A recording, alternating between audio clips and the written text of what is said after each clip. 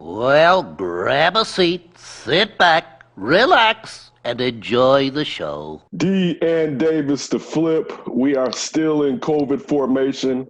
This is like what, episode 8 maybe of lockdown, perhaps? We Because the went on first lockdown in the middle couple, of March, right? the first couple shows we still gathered at your house, Mm-hmm. and then we basically decided to do it through Zoom when everything became a tad bit more serious. So was it the beginning of April then? I would say No. two weeks into when the original lockdown was, we stopped 2 weeks after. You know, that. I think it might have been actually St. Patty's Day, or it was we did that rare flip on a Friday on the 20th of March. Okay. All right. Okay. So yeah, But it might have been that Tuesday, St. Patrick's Day. So it's been about 7 episodes as far as locked into this formation. We definitely always appreciate anybody spending a little bit of time with us. You do not have to, and we always appreciate you taking some time. But anyway, look, we got a lot to get into today. Before I even toss it to D, well, no, let me toss it to D first, and then we'll jump into it. I'm Kenneth Davis. His name is Demond Spiro D. What's up, everybody? Hey, make sure you follow us on Twitter and Instagram at D and Davis Show. Once again, it's at D and Davis Show. Click on the bio link in the handles, and it'll take you everywhere that we're at: YouTube, Facebook, iTunes, everywhere, man. Just simply search for the D and Davis Show. You're gonna find us. I'm on Twitter and IG at Demons1, DEMONZE1. Ken is on Twitter and IG at That's Davis. Executive producer of the D and Davis Show and everything that we do, Ryan Bukoveski. Ryan's on Twitter at Ryan B. Ski and IG at Ryan B. Ski1. And our main man, We Are Regal Radio contributor, writer, Sidney Brown. You can find Sid on Twitter at SidKid80. That's Twitter and IG. all right. Woke up this morning. A couple of things that just jumped out to me. I woke up and the first thing Afton says to me, because I hadn't turned my phone on, she says, "You didn't tell me Andre Harrell died." And I was like, "What?" I'm like, "Okay." Turn my phone on. I go in the bathroom, and because I'm like, I went to bed. Also, full disclosure, I went to bed. I put Kelsey to sleep, so I went to bed at about 9:30 to 10 last night. All right. So I've been out of commission. So I looked, Melvin had said Andre Harrell died. I said, let me go to Twitter real quick, right? All right, just to confirm, he said that DJ D Nice did it. So I took it was last night because I didn't think DJ D Nice was spending it in the morning time. Yeah. So I look at Twitter, and Twitter now has Little Richard and Andre Harrell died. Andre Harrell was 59. Little Richard, the architect and pioneer, one of the architects and pioneer rock and roll, him, Fats Domino, and Chuck Berry, died at 87. Wop bom loom bom bom bom bom to the boot. And that one hits. And I mean, mind you, I love me some Uptown music. Don't get it twisted, man. all right? I love New Jack Swing. I love the producers that he put on, because Uptown isn't Uptown without Teddy Riley, without I'll Be Sure, without Devontae Swing, to say the least. All right, just all those guys and how it shaped the movement, and it actually, in a way, uplifted black music to another level, a sophisticated level. A young Mary J. Blige. That's how she broke her start. All those guys, yeah. Yeah, all those, just a few. Let's just say just a few. And Just a few. Heavy D. And Heavy D was, at that point, the biggest crossover rapper ever. He was getting respect in the hood, but making songs with Janet and Michael Jackson. Mm-hmm. All right, so for him to leave, I remember him leaving, going to Motown. And back then I was like, don't go to Motown because everyone's just going to die that goes and tries to take over Motown.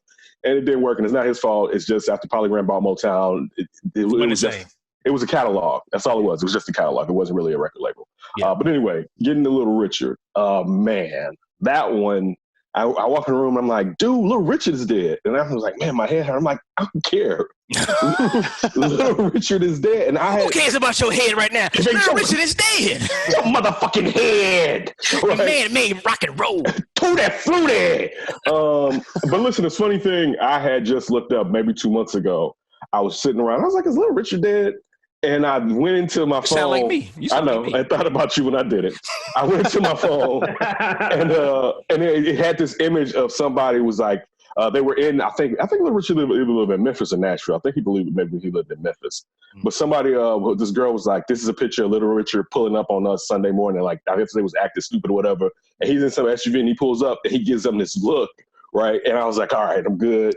Little Richard's alive. I don't have to worry about it because it's just a change in times when you have so many greats. Muhammad Ali died a few years ago. But anyway, from us, and I'm sure you guys have stuff you want to add, it's just tragic to see two pioneers of music leave the same day. Even, and I hate to say this, even with Andre Harrell's death now being overcast by the death of Little Richard, you know what I'm saying, kind of reminds you when Farrah Fawcett died the same day as Michael Jackson in a manner. So, but I feel sorry for their families. Little Richard at least got to live a very long life. Andre Harrell was just 59 years old. All right, so he definitely has some more time to go. Little Richard, I believe, had bone cancer that he was battling. Okay, all right. No, yeah, I mean, you said it perfectly, man. Definitely condolences to their families. Man, listen to Andre Harrell, man, and his music. First, he started as a rapper, too. He had a big hit. Dr. Jekyll and Mr. Hyde. Mr. Hyde, yeah, that was like 83, 84. 81. AM, PM, all night long. Turn your radio up, because we are on. Ready or not, here we come. Oh, 81. Okay, so before I was even born, so that means he was like really young. And most hip hop stars back then were like 17, 18, 19 years old. It was a young genre, the birth of it. But just his impact, I would just say me personally, because I went to college for music business and I wanted to move to New York and I wanted to work for Def Jam, and I worked with local artists here in Chicago back in the early 2000s. And I wanted to be that dude, you know what I'm saying? I wanted to be the next Puff. I wanted to be the next Andre Harrell. So seeing him pass away was, that was a gut punch. I actually saw it. I think I woke up like early in the morning, like in the middle of the night, either go to the bathroom or like the dog or something, right? And I just so happened just to check Twitter, and it was before Melvin had sent it. I think I saw it on Instagram or Twitter or something like that, saying like, yeah, D Nice reported Andre Harrell died. And I'm like, what? I'm like, oh, okay, like I don't, maybe I'm still asleep. Let me put the phone back down. And then woke back up again. Then I saw Melvin's text, and I'm like, oh shit, that was actually true. That was crazy. And then, like you said, man, just a few hours later, then you see Little Richard pass away. And it was crazy. I was on Twitter, and somebody posted the episode that he was on Martin. Yeah. He was an exterminator. And he got down, played the keys, whatever like that. And everybody, and him and Martin and Gina with Tisha Campbell was like, what in the hell? So, man, Little Richard has made an impact on the world. The world, yeah. Music in general, on the world, Black culture, just American culture. Just unbelievable. Like as Ken, as you said, man, he was an architect of what you see right now. And as he said in the episode of Martin, man, I'm still not getting respect I deserve. And to this day, Little Richard, in my opinion, people who are younger, obviously, they're probably not gonna know who he is. We was like probably that last generation who knew who he was. Anybody like 35 or younger probably don't even know, unless you're like a music buff, don't know who Little Richard is. But just his impact alone, man, is just even with us.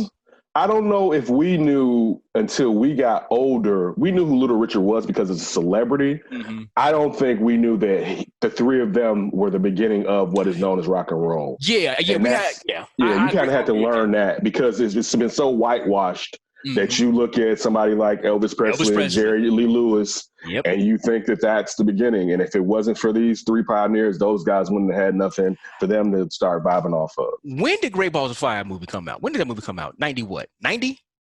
Probably either 90 to 92. I'd say no further than 93. Okay, so obviously, like you said, I knew who Little Richard was. Then I saw that movie. I was like, oh, man, that was great. And then somebody had to come around me and school me like, nah. He stole that from Little Richard. Mm-hmm. That was Little Richard. And I'm like, okay, let me go back now and do some digging. Wasn't no internet really, if not all. I had to do my digging, saying through the crates of my father, asking my father, asking my uncles, whatever like that. Like, saying, school me a little bit more on Little Richard. My grandmother, who was like a music buff when it comes to anything kind of like rock and roll back in the 50s, 60s, she had to school me on it too. So, and even going through the old vinyls that she had of Little Richard, and me playing it on the record players, I'm like, oh, okay, yeah, this dude. Motherfucker Jerry Lewis jacked Little Richard, you know what I'm saying? So and I mean Little Richard was, Jerry Lewis was bad, but he wasn't on Little Richard. So no, man, this is a sad day, and man, 2020 just keep on sucking. 89 was the film, D. 89, okay, all right, yeah. So what do you guys think? Yeah, Sid? Yeah. I was just getting ready to say Ken stole my main point, but I'll reiterate it anyway. Little Richard, along with Jackie Wilson and some of those Black artists. Jackie Wilson, good one. During the 50s and early 60s, before Motown, they shaped the heart of music, not just Black music, but music period. But white artists like Elvis Presley and Pat Boone that would get the credit. Mm-hmm. The white performers would get all the credit, but the Black performers were either write in or sing, and they would get none of the credit or too little at all. And that's why you see the copyright laws and the songwriting and the publishing and all that stuff that started to come to the forefront of what we see now. Now back to Andre Harrell, but especially for our young listeners out there and our young viewers, please go to YouTube because TV One did a special on him several years ago called Life After Andre Harrell. Please look at it on YouTube. And they talked about how Uptown got started. And I think Ken brought up the point earlier. Sean P. Diddy Combs got his start because he was Andre Harrell's intern at Uptown Records. And actually did a promotional video, and Puffy was behind that. So, and Puffy always gave him the credit that he deserved because he always said, if Andre didn't fire me, it wouldn't have been it was a hard lesson for me to learn, but I had to learn to go on to do what I had to do. And what Andre, not to give all the documentary away, but Andre Harrell, one of his frustrations was that music we talked about with Guy, a young Mary J. Blige, Jodeci, Father and C, and all those guys, and Heavy D, their music didn't cross over like some of the other black artists did. Some of the other rappers did. It should have, but it didn't. But still, Andre Harrell projected an image of African Americans, especially young African Americans, into a lifestyle that we weren't exposed to in the mainstream at that time. The music was great, and it's still being enjoyed to this day. It's still being sampled. So Andre Harrell deserves some props for that. Real quick, before you jump in, Ryan, it's funny. I was watching. They had a battle on BT Jams between Jagged Edge and 112 last night, and I was pointing out to they played like 3 songs. No, they played like 7, 8 songs of both groups. Well, I mean, Jagged Edge has got the same song over and over. It's the same song. All right, it's gotta be remixed over, basically. And I was like, I love some Jagged Edge, but that's basically the same song. But Cupid came on from 112, and I was like, you know what? This song came out a minute before stuff like this would have crossed over, because if MTV was as black as it was 3 years later, that song would have been a prom song across the country, getting back to what Sid was saying about Uptown. If Uptown came out now, dude, it would be the top, because if anybody can go back and look at that Teddy Riley Babyface battle, and the thing that the Teddy Riley was really doing, and it's just one aspect of Uptown and the Teddy Riley vein of it, is mid-tempo music that can be dance music or love songs. Well, and that would fit perfect today, where nobody wants to slow it down. You know what I'm saying? People want to get it moving. Like, that would be perfect music for, especially what they consider R&B today. It would be phenomenal today if it came out. But Ryan, of the two deaths, what kind of crossed your mind? Kind of what you mentioned earlier. When you really lose pioneers in whatever industry, and especially something like music, where it just changes people's lives, quite frankly. It's inspiration to how many thousands, millions. I mean, you just don't know the wide-ranging reach, and it shows the power of humanity that you can really do something great if you do something right at the right time. And unfortunately, we know the terrible history of the whitewashing of rock and roll, and they're never going to get the full amount of credit and success and everything that they should have been owed to them. But still, losing a pioneer, I'm just glad we're remembering them now, if anything. Yeah, I can remember the summer of '89. I believe me, my brother, and our stepbrother, our stepsisters, but our stepbrother was there like one to 2 times. And we would just pop in Guy and just sang directly back into the speakers, "Goodbye Love," and "Do Me," just that ish was so hot when it came out. It was so hot when it came out. Like, you can't comprehend. And this is without the internet or streaming services. Like, so you can't, so it's everywhere. But again, for Andre Harrell and Little Richard, from the D&D Davis to Flip and D&D Davis shows, and all of us, to your families, we wish you the best, and we appreciate everything that you brought to the world, not just music, and may you rest in peace. Yes, no doubt, no doubt. All right, real quick, I had one more before we jumped into the topics of the day, because this one sparked me when I woke up this morning. I wake up, I usually turn on ESPN. Turn on ESPN, Stephen A. Smith is breaking down UFC stuff like it's Ariel and the Bad Guy or Max Kellerman. And I'm like, why the hell is Stephen A. Smith right here doing this, right? But again, got to remember the UFC and ESPN are partners. Yeah. So he's breaking down, this is from last night, I saw it this morning, that Ronald Jakara Souza tested positive. He's on the undercard of the fights that's taking place tonight. All right. So I'm like, so wait. Wait, hold on. Him and his trainers, two of his trainers. Yeah, trainers tested. Thank you, D. Tested positive. Yeah. And Stephen A. Smith is going through, what type of risks, that basically there's no risk, that this was taken care of properly. And you got to understand, he's doing this because he's the face of ESPN. and they are going to keep this card going that Disney stopped a month ago when they were going to have a fight. Disney was like, you know what, we need to slow this down. And one thing that we've been saying on this show, especially on the flip, but on Dear Davis' show is hold that ish back. I think I said 2 weeks ago, they don't need to be fighting because it's going to be dude on dude. You're going to be breathing on each other. And you caught this dude right here. And who's asymmatic that's already about to get into that ring. And it's just, listen, I get, and some people will say with football, well, they know the risk that they're taking. And even with the UFC, they know the risk that they're taking. That's one thing to know that you can get bodily injury from the contact or impact that another person provides or doles out to you. It's different to catch a virus in a fight. You know, like there's a reason why people test for instance like HIV, because back in the days they didn't, but they didn't want you to be bloodied and have an open sore and then come in contact with somebody else and maybe the virus can be transmitted to you. Mm-hmm. So again, to the point, ESPN needs to chill this shit out. All right, this card needs to be pulled. They're going to do it tonight. It needs to be pulled. There's no reason to do this. Go ahead, D.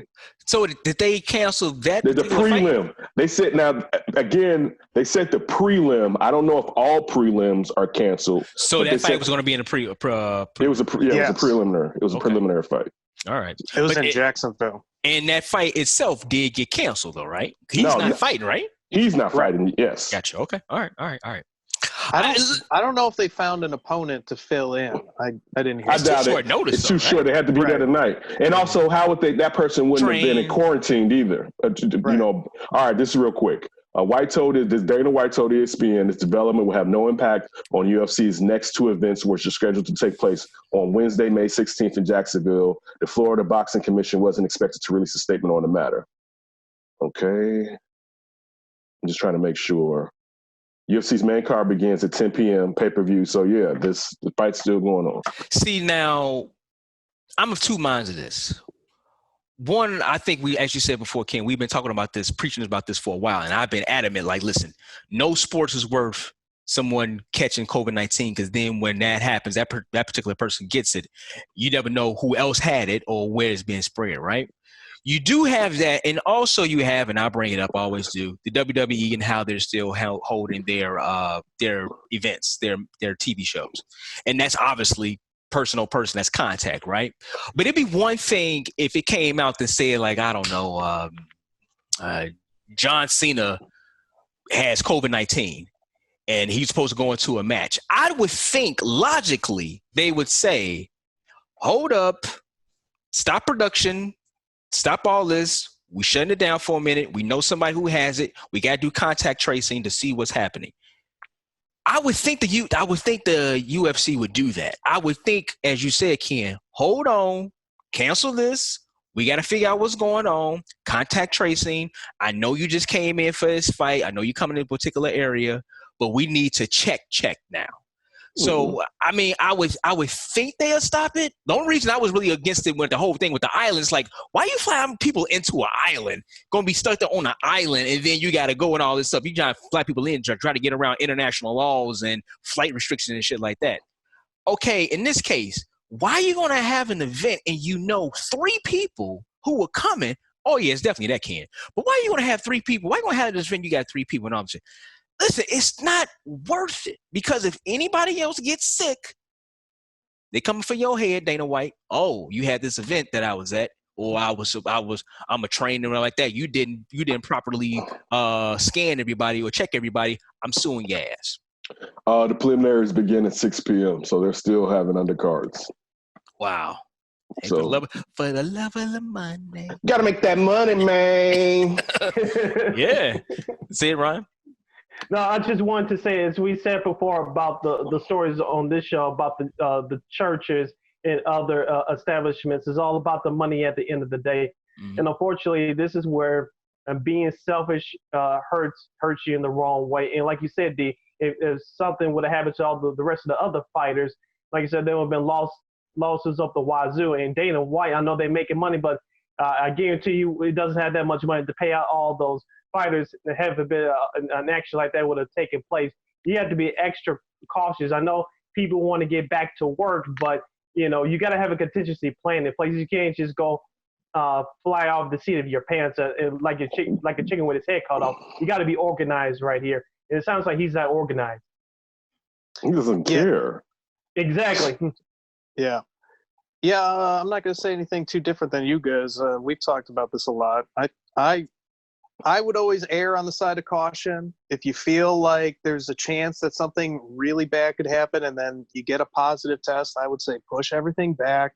I mean, there's no fans there. Are you really worried about accommodations for people? I think you would give yourself a buffer zone anyways with whatever plan. So it just doesn't make a lot of sense to me. But, UFC, they want to get back to it. Everybody wants to get back to it. Everybody's going crazy over this stuff, and there's pressure from the president to get sports going. So everybody's trying to hit that perfect marketing wave, if you will. Yeah, before we jump off of this, where's the fight being located at? Where's the fight happening? Jacksonville, Florida? Florida. Oh, shit. I hope you knew it was Florida, right? No. I didn't know. I was just asking. Now, real quick. I read an article this morning. It was pertaining to here in Illinois, but it kind of went across the entire country. So you have states reopening, right, guys? And some parts of some states, sheriffs, DAs, whoever the case may be, like, man, listen, we ain't listening to that lockdown no more, executive orders. We're going to let our counties open. We're going to let our business open. Don't worry about that. It's not happening here. Y'all okay. Y'all fine. So the Trial Lawyers Association came out and said, hey, listen, I'm going to let y'all know right now, if somebody sue y'all, that insurance ain't going to cover you. So be prepared for lawsuits to come to your ass if somebody gets sick, if somebody contracts of coronavirus. And obviously this is happening down in Florida. I don't know what the Trial Lawyers Association has anything to do. Well, I would think they have something to do with down in Florida, obviously, because trial lawyers down there. But I'm very curious as to, I wonder if this is something or lawsuits are going to be the way to kind of put people back in check. If you go into an establishment and this still has stay orders or guidelines in that particular state, somebody comes in, purchase something or any kind of transaction, and they get COVID-19, they turn around and sue them. Does it need to be enough lawsuits out there to scare people? Be like, okay, listen, I want to be back open. I know I want to defy these laws or stay-at-home orders, but am I willing to now to risk lawsuits because they can kind of come from anywhere and everywhere, and my insurance is not going to back me. So I wanted to, before we kick over Ken, I wanted to get y'all thoughts on that.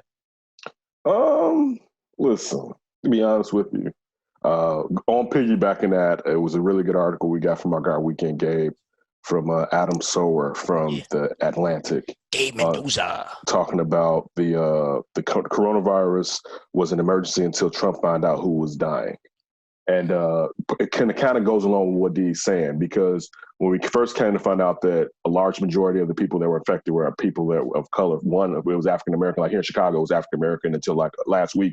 And then people of brown hue took over. Our Hispanic population are the highest right now. That once it became the people that are the working class, that are the servers and stuff, the meat package people, and it became like, hold on, wait, we're not dying like this? That's when you saw this, let's open everything up and get into what D, you're saying as far as the insurance. The lawyers are telling them the insurance won't be covered. It's ridiculousness. We're going to let an idiot cause us to have another spike.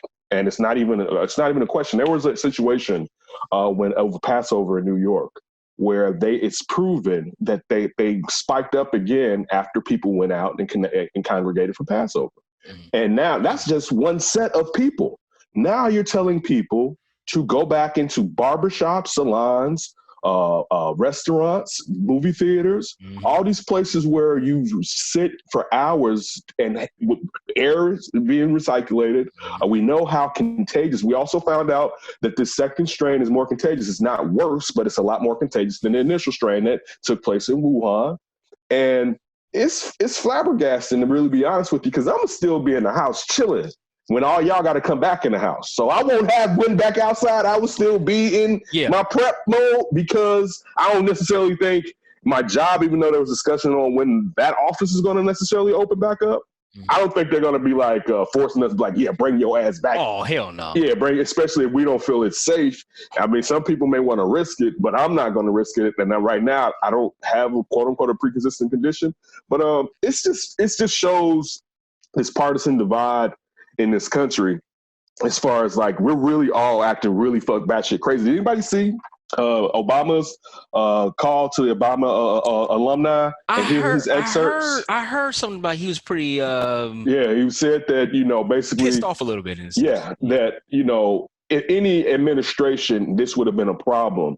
But the fact that you have tribalism and partisanship and xenophobia, and it's not just in America. Look at Italy and all these other places where tribalism has just sprung up and been so big that countries aren't working together. And then you see here, even with our federal government and our local state governments not being able to work together, that just the type of fuck shit that's been taking place was something that even if you had competent people doing it, it would have been a problem. When you have incompetent people doing it, you have this death toll being as high, and you have people telling us initially we're all going to have tests, and now we're not going to have enough tests because they don't really want to know the numbers of the tests, because if we knew the numbers, they wouldn't be opening this shit back up. Yep. That's my point. Yeah, you know, looking at your question, D, or trying to answer it, lawsuits are a good countermeasure, because I was actually thinking about this not too long ago, where it would certainly, when you got money on the line, that's when people really start listening. But I think the issue is courts are delaying so many things. You're not even able to really convene. Those lawsuits might not come till way down the road when we're already spiking. So if let's say lawsuits would maybe bring some fear back into the people in charge of these crazy states and counties and everything, where they're just like, open it. Forget the consequences, just open things. Mm-hmm. If you want to scare those people, I don't think that they're going to be scared until maybe months, years down the line, when it's already been way too late and the damage has been done. Okay. I wanted to jump on Ken's point about the disparity between the African American community and the broader community. You're right, Ken, especially with everything regarding to health. We as African Americans suffer the worst. Yes, we do. We had to take care of ourselves, but that's besides the point. The thought that popped in my head was it was from a scene from the movie Boys in the Hood. It was Cuba Gooding Jr.'s character. I forget his name, and Lawrence Fishburne, who played his father in the film. Yeah, I don't know if you guys remember the scene when he took. I think it was trading his friends out to that field, and he was explaining about how the drugs got into the community at that time. And he said, Lawrence Fishburne's character, he said, it didn't become a problem until the stuff started hitting Wall Street and farmlands like Iowa, Wisconsin, and some of those rural areas. And once it started hitting those areas, then it became a problem. Real quick, this is what was heard on a call with the Obama alumni that took place, I believe, yesterday. It's part of this is what former President Barack Obama said. It's part of the reason why the response to this global crisis has been so anemic and spotty. It would have had even been bad with the best of governments, but it's been an absolute chaotic disaster. When the mindset of what's in it for me and to heck with everybody else, when that's the mindset that is being operationalized in our government. Yeah, on point. And he hasn't said anything bad about Trump, and Trump's been taking shots at him all the time. And I know usually presidents don't take shots at other presidents. Bush and Barack Obama should be going at his neck because it's dangerous and it's not a game. I think once the general election kicks up, I think you might hear for both of them. Oh, yeah. He was also trying to energize his former administration and people that were a part of his administration to start getting out there and going for Joe Biden. So that's really the emphasis of what was taking place. Yep. All right, let's get into the flip topics, guys. This is from Yahoo News. Testifying in a Senate hearing on the coronavirus pandemic on Wednesday afternoon, conservative economist Avik Roy deployed one of President Trump's favorite metaphors for discussing the outbreak, which has killed more than 71,000. Right now, it's almost 73,000 Americans. 37,000 Americans die each year in traffic fatalities, and yet we don't shut down the roads.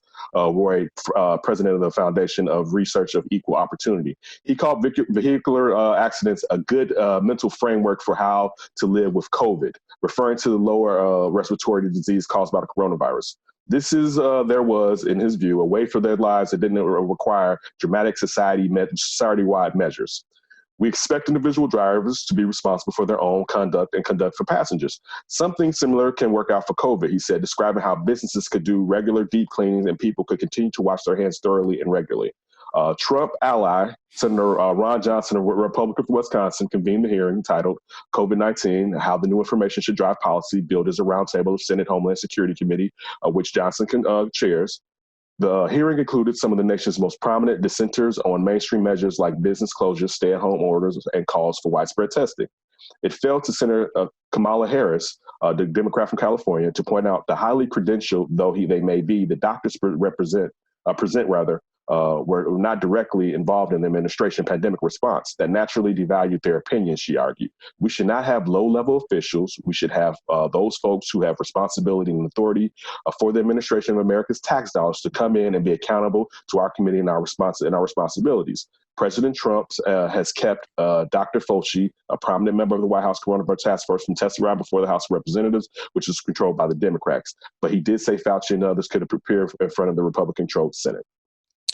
Listen, anybody that tells you or give you that bullshit stat, oh, well, you know, X amount of people die in car crashes, X amount of people a year, X amount of people die from flu a year, say, you dumb. This has only been here for about 3 months. And we already got more than what something happened in the entire year. And, you idiot, if you sneeze, you get it. If you sneeze while you drive, you know what happens? Probably, you still driving. If you sneeze and I get coronavirus, who knows what's going to happen to me? I could be asymptomatic and I can spread it to other people and not even know it. Mm-hmm. Anybody that says that shit to them, just look at them in the eyes and say, fuck you. Thank you. That's it. That's facts. Anybody that says any of this stupid shit verbatim like it's facts, I always try to respect other people's argument. Fuck them. That's stupidity. Stop talking to them. Stop wasting your time with them. Their biasness is conflated. Just logical thought process, period. Sid, what were you about to say? Is comparing to one extreme against another, and you can't really combine the two. There's two totally different, two totally different situations. Yes, as drivers, do we have to do some things to protect ourselves and prevent accidents to a degree? Yes, but something that's a medical condition is not always under your control. Yes, you're supposed to wash your hands. You're supposed to proper hygiene and that sort of thing. But outside of that, everything else, as far as what the coronavirus is out of our control. So, like I said, just comparing one extreme against another, it just makes no sense. Right. Yeah. You know, it made me think of, you know, sometimes in like sports, we talk about like a player's performance and people bring up like stats. And it's a good example of how stats, I guess, or numbers never lie, but they can mislead. Because really, like you said, Dee, they don't really connect that well when you talk about the time periods when this virus, even let's say worst case, it was here in November, that's still not a year. And we still have a ton of deaths, and we still are going to have potentially a lot more. We know that the viruses are different strains. There's deadlier ones supposedly in Europe versus here. And we're learning more and more about this virus every day. And who knows if one day the virus throws another curve at us and mutates all of a sudden, or for inexplicably whatever reason comes on another animal, some BS. So we have no idea with things. And if you're going to compare it to something like driving, where we know how the fatalities happen and what's the reason and issues, that's totally different problem solving for either issue. Wait a minute. Just imagine with the whole thing with the car analogy. So in the month of January, there was like in the city of Chicago, there were like 2 accidents. Like, damn, okay, all right, it's 2 accidents. A few weeks later, it was 100 accidents. It's like, damn, what the hell is going on? 3 months later, 75,000 accidents. Would you not think, what the fuck is going on out here in these streets? Do we need to take the keys from everybody? Do you not need a license? What is happening? Could you imagine if that was to happen from 1 to 75,000 in 3 months? What the hell? Why is it not sinking into your head like, you know what? I think something is going on out there. Or D, how about if cars just exploded randomly?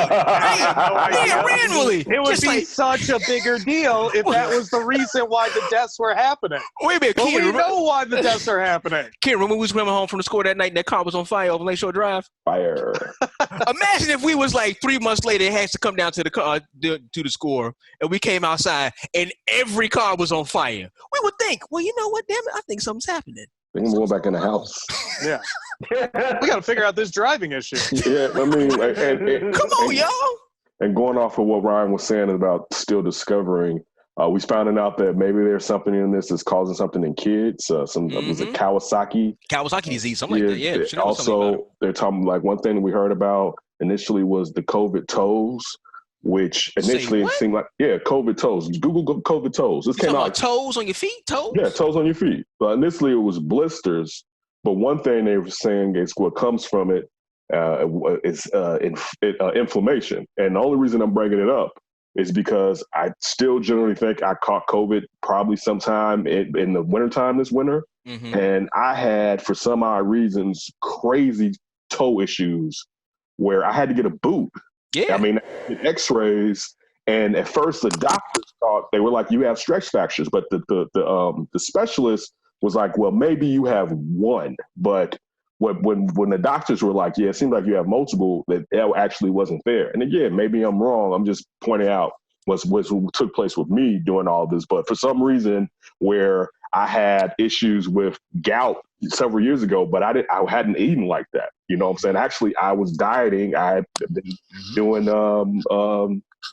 whatever diet I've been on. The keto diet. Thank you, keto.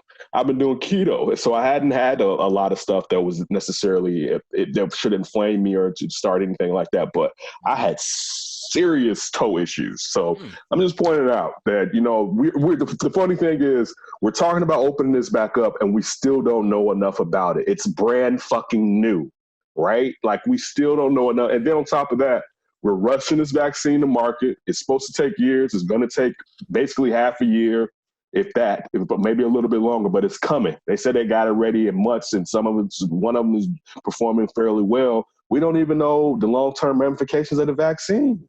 Like, and I mean, testing. I'm not taking the first batch. Like I said, with my technology products, I gotta wait for that 1.2 before you hit Davis with that bad boy. I'm sorry, just not gonna do it. All right. There is one part of the country without a single confirmed case, much less fatality. American Samoa, a palm French Polynesian archipelago that has sealed itself off for nearly 2 months from outside of the world. Other U.S. islands lost their early battles to keep the infection out, but American Samoa's success so far has been no accident. Public health officials say the territory moved swiftly to halt nearly all incoming flights, rapidly boosted test capabilities, and took advantage of social distancing strategies that had already been adopted in response to a measles outbreak at the end of last year. The enduring trauma of the 1970 and 1918 influenza pandemic, which left American Samoa relatively unscathed but wiped out a fifth of the population of neighboring independent Samoa, had also influenced aggressive anti-contagion moves at each stage of the crisis. Life in our bubble is somewhat unique compared to the rest of the world, said Bishop Peter Brown, leader of the Roman Catholic Church of American Samoa. Church services were quickly shut down when the coronavirus began to spread across the United States, he said. Schools have been preparing to the emergency from the measles closure in effect from December through early March, which is continuing public health emergencies were declared effective in March 23rd. The 55,000 people in the territory have been allowed to go to bars, nightclubs, and restaurants, albeit in small numbers over the past month, with limit to 10 customers at a time. Civil servants are working part-time, but not stop going into the offices, but have stopped going into the offices.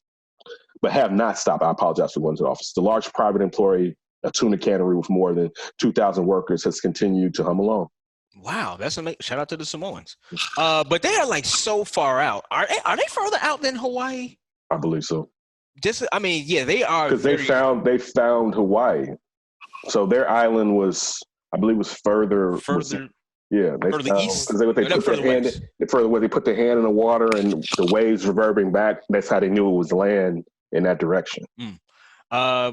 Listen, I mean, for a lot of isolated, it wouldn't surprise me if there was other isolated communities or isolated islands that, you know, saying probably didn't have obviously as much transportation or, you know, saying travel into the country or goods, whatever like that.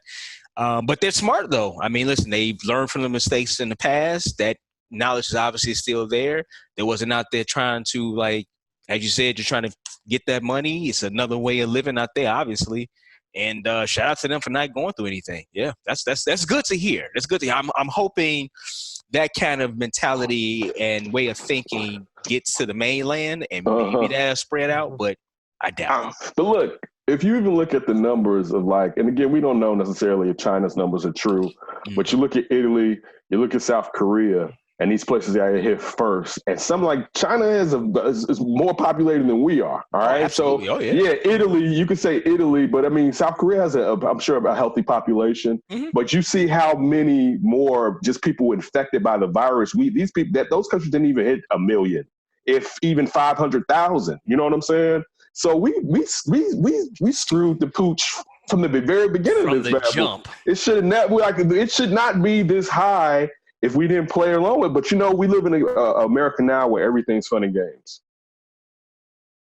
I was just getting ready to say we as Americans don't take things seriously until it hits home. And like you going back to your earlier point, Ken, about the race disparities and health problems between us as African Americans and the rest of the world. When mainstream America gets hit, we catch pneumonia. When they catch a cold, we catch pneumonia. Pneumonia, exactly. And so, and with this, until it affects us personally, and going back to, I hate to say this is the theme of our show the last few weeks, just people being selfish for the wrong reasons. If it has nothing to do with you, the hell with everybody else. But when it affects you or somebody close that now also your attitude changes.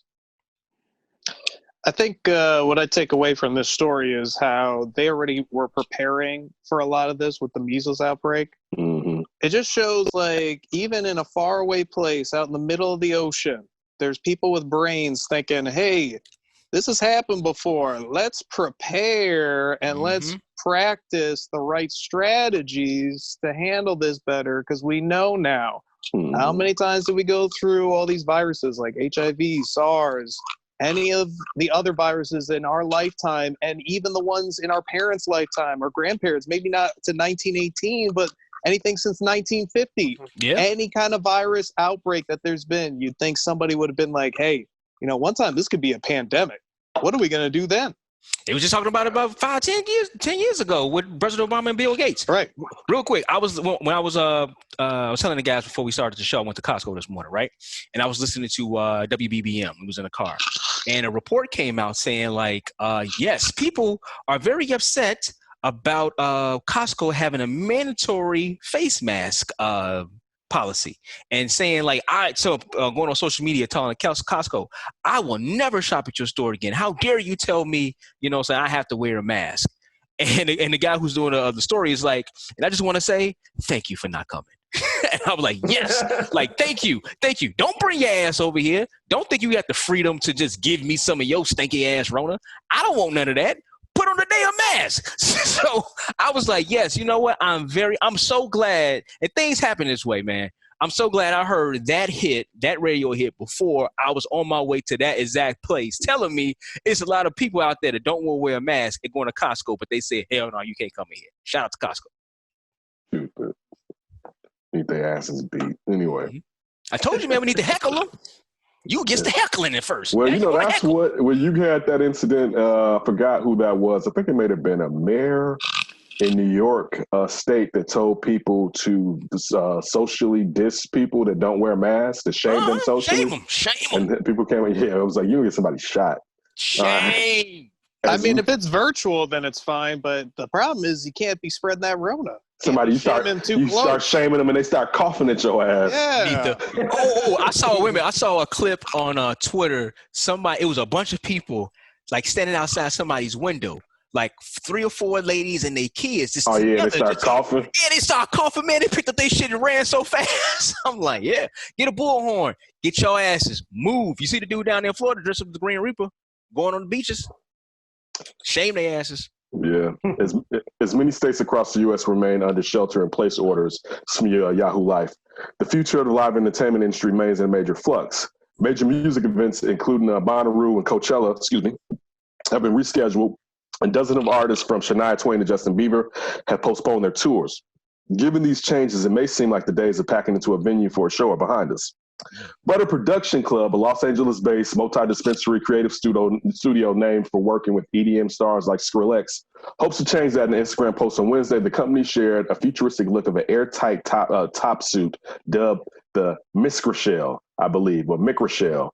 Production Club describes it as an offshoot of a hazmat suit and a personal protective suit that allows you to safely socialize in times of a pandemic. Oh, hell no. Made of high-performance cut-resistant fabric and lightweight film composite, the suit contains 2 lithium-ion batteries for charging a phone, as well as a supply system with disposable canisters that allows the user to vape or drink. The company states that the design is a socially responsible solution that uses an air filtration and breathing system based on a worldwide standard using the N95 filter. Among Miskra Shell's other features is a built-in camera, built-in speaker, external voice system, and multicolor LED lights that the wearers can use to communicate their mood. While the suit has earned attention from the tech world, epidemiologist tells Yahoo Life that they aren't so convinced of its potential. It looks like something out of a space movie, says William Shafter, an infectious disease expert out of Vanderbilt University. Obviously, an extraordinary amount of thought has gone into this, but I can imagine that the hordes of concert goers will want to go into one of these contraptions. I can't imagine they would want to go into one of these contraptions. They don't look very comfortable. Aside from the comfort, Shakisha Popsku, a renowned infectious prevention epidemiologist with a doctorate from biodefense from the George Mason University, believes the suit itself has many flaws. The respirator component is nondescript and claims to be N95 particulate, but it's not seeing any NIOSH approval, which filters they're using, or why it should require fit testing, he tells, and they leads to believe they're not fulfilling understanding the aspect of respiratories that requires fit testing. In an email to Yahoo Life, the production club said it wanted to emphasize that this is not a suit for sick people to party or a suit intended for medical activities. It's a suit to improve the safety of a person who doesn't feel safe with the current guidelines. Who the fuck is going to go to a party in a spacesuit? With a battery hooked up to my back. I don't want to see Justin Bieber that bad. It's a dope looking suit, though. I don't give a shit what the hell it look like. Wait, hold up. If it worked, and them joints was like about, let me finish. If it worked, because I'm not saying I would wear it to a concert, but if it worked, I would wear it to Jules. That's all I'm saying. Like, I want more safety. I want more. Like, when I'm out there, dog, I got on these little medical masks, man, with the just like in my sides, like, because we had these. Still got a few of them. Like, they're not, of course, N95, but they're built to that really cover your mouth. But they often bought like 50 medical masks, right? Mm-hmm. And we got some more masks coming, some cloth ones, but it takes a minute. And so I'm trying to find out the best way to put on the medical mask that, you see the surgeons and stuff wear like that, because it's a little flappage on the side, right? Mm-hmm. So I found ways, and it still haven't really worked. So I'm just pointing out, I wouldn't trust this like, oh yeah, I'm at Bonnaroo, I'm good, right? I'm safe up in here. Nah, but I'm saying if you gave me something where I can be up and like really be up in Jules, feeling myself, I'll rock it. Hold on. So D, you ain't going with Tony with that little spacesuit so you can catch the White Sox play and lose all that money for the season tickets? They gotta give me some tickets for next season. I'm not walking around no spacesuit, no battery on my back. Don't want that shit. What if that's the only way you can see them? Come on, Eloy and the boys. Man, you don't want to see that? Run me my money. I'll watch them from my basement.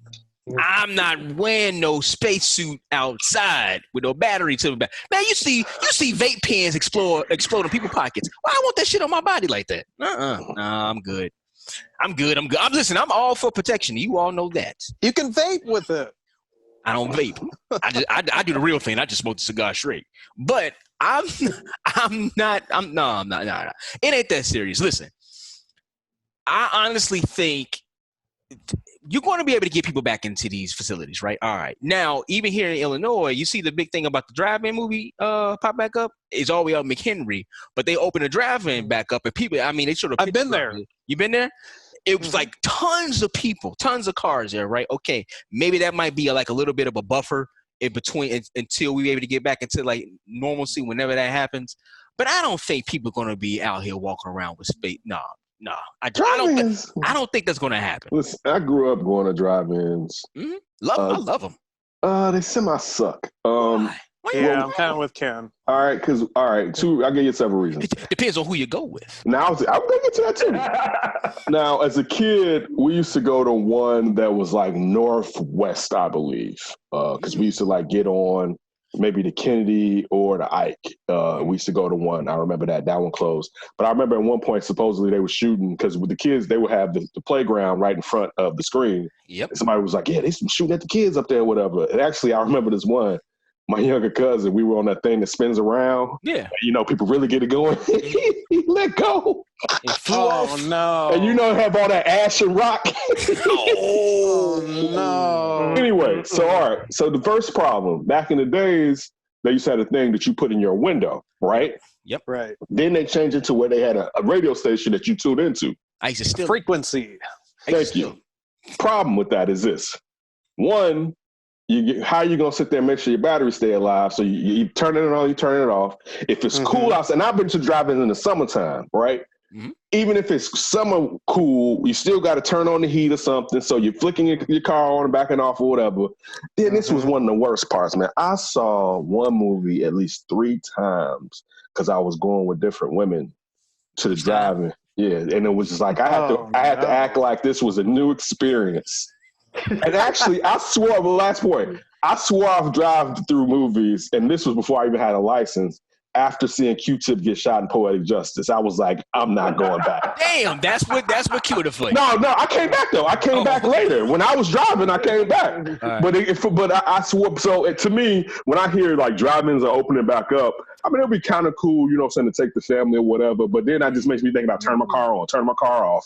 No, you know what? I would say nowadays, I don't know if this is just true. I mean, I'm probably giving out a good idea, but I'm going to be surprised if it's something like a built-in app that go to the movie. You just sync into the app when the movie starts and you just listen to it. That's what I would think. They old as some people old as hell. I'll tell you that McHenry one is old as hell. Yeah, they ain't they are super. I'm just saying, like a new one. Go ahead, yeah. With that radio frequency, see another problem I would drive in. It's certain never enough. Even if you're like maxing out the radio. Right. I don't know if that was just like a car issue. That's true.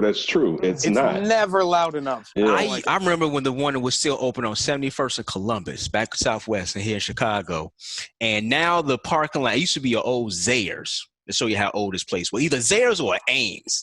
I don't even know what that is. Zayers turned into Ames. Okay, all right. So the parking lot. And then it turned into Goldblatt's. No, Goldblatt's always had been around. No, son. Yeah, son. Yeah, Goldblatt's. Goldblatt's old as hell. No. I'm saying this. I'm not saying that Goldblatt's weren't old as hell. Just pay attention to what I'm saying. Zayers turned into Ames. Then those Ames turned into Goldblatt's. I'm not saying that was the exception of Goldblatt's. I'm just saying that's who bought out those Ames. Yes. All right. So now that parking lot or that facility is a church right there on Columbus, right? So, but now where the old drive-in used to be, it's like a factory, some type of trucking company like that. But what we used to do, we used to pull up in the parking lot of the Ames, and whatever screen it was, we could still see it, and we would turn the radio on, boom, and just sit there and watch a free movie. What? Yeah, we used to. How far away are y'all? Ken, this is a man not that far. It wasn't that far. Version of hold up. Wait, hold on. It wasn't that far. We weren't that far away. How many people in the car? About 2 of us. And you just didn't pay like the $10 to go into the damn drive-in? It was, man, listen, let me tell you something. Were you with a girl? Were you that cheap in front of them? I don't know if I was with a girl.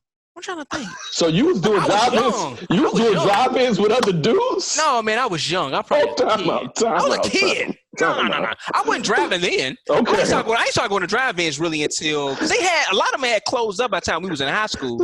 I know there was a few out in like the south suburbs that was still open by the time. D and the boys used to kick it to the drive-in together. See, Ken, I'm thinking like Chanel's first date. Hey, let's go to this faraway parking lot and get a free movie. I got some McDonald's here.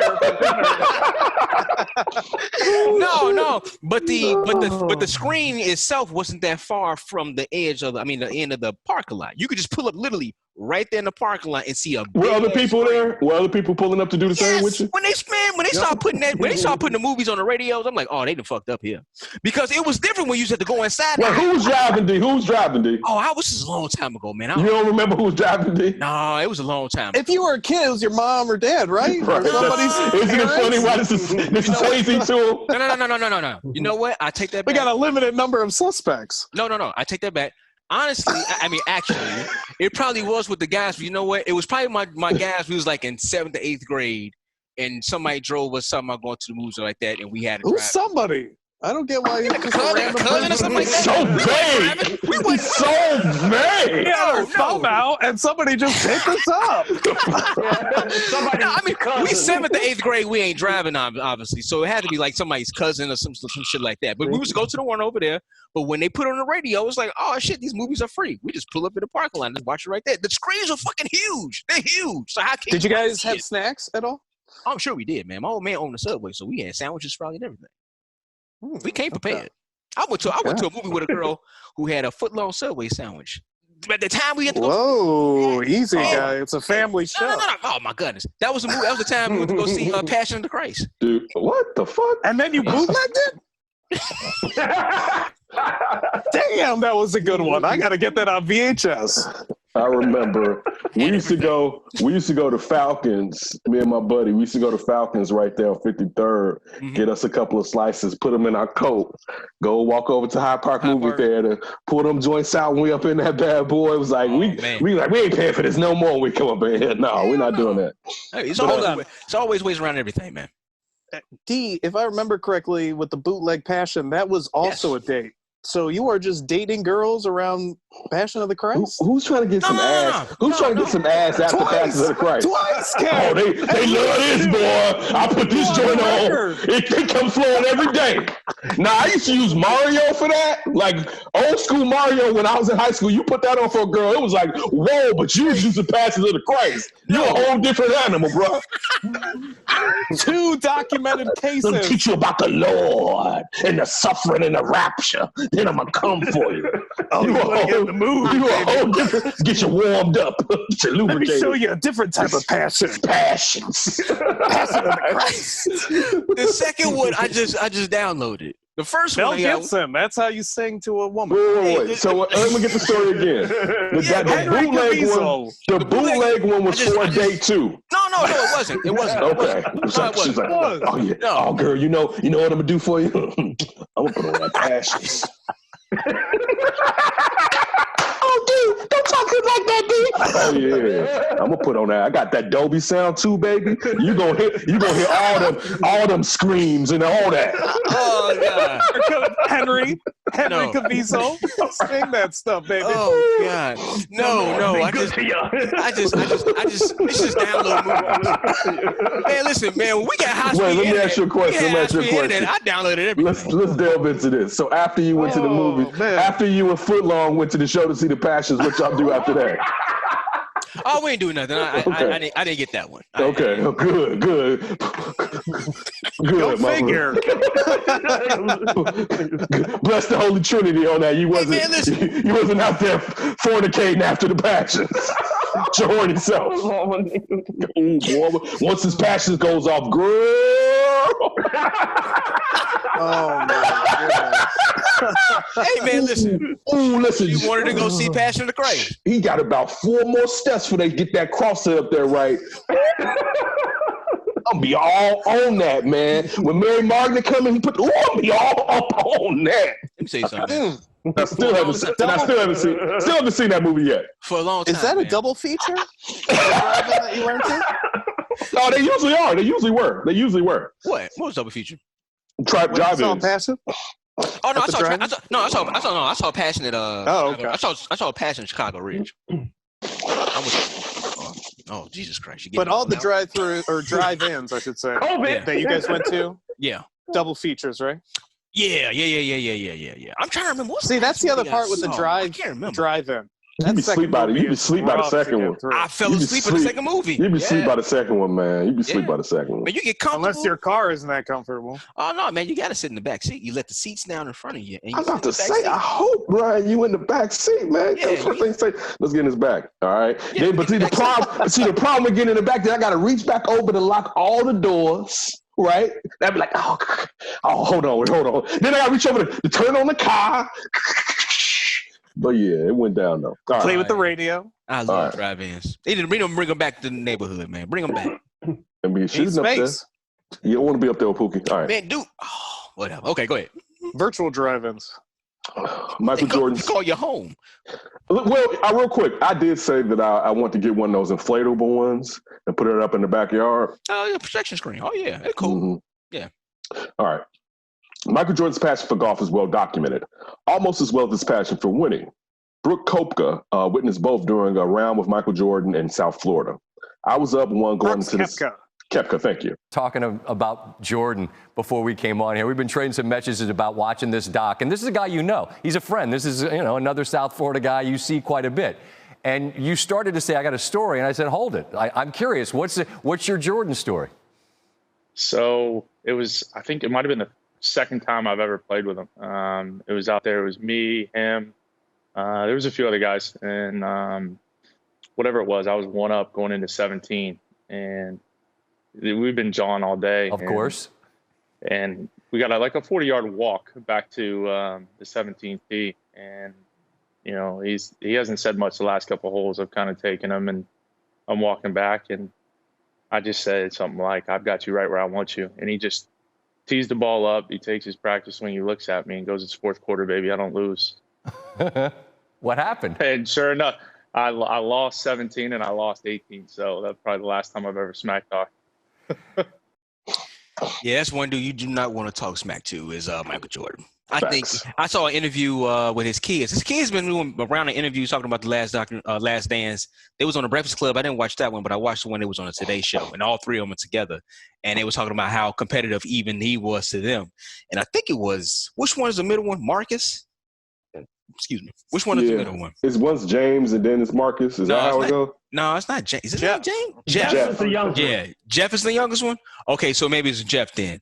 And he's talking about how he had to call his mother like, Daddy's like picking on me. You know what I'm saying? Kind of like we just trying to play basketball, but he, you know what I'm saying, he going a little bit too hard. So he's like, he called his mama? He said he had to call his mama like, Daddy is getting a little bit too serious out here. I'm a kid trying to play basketball. So he's trying to make you great.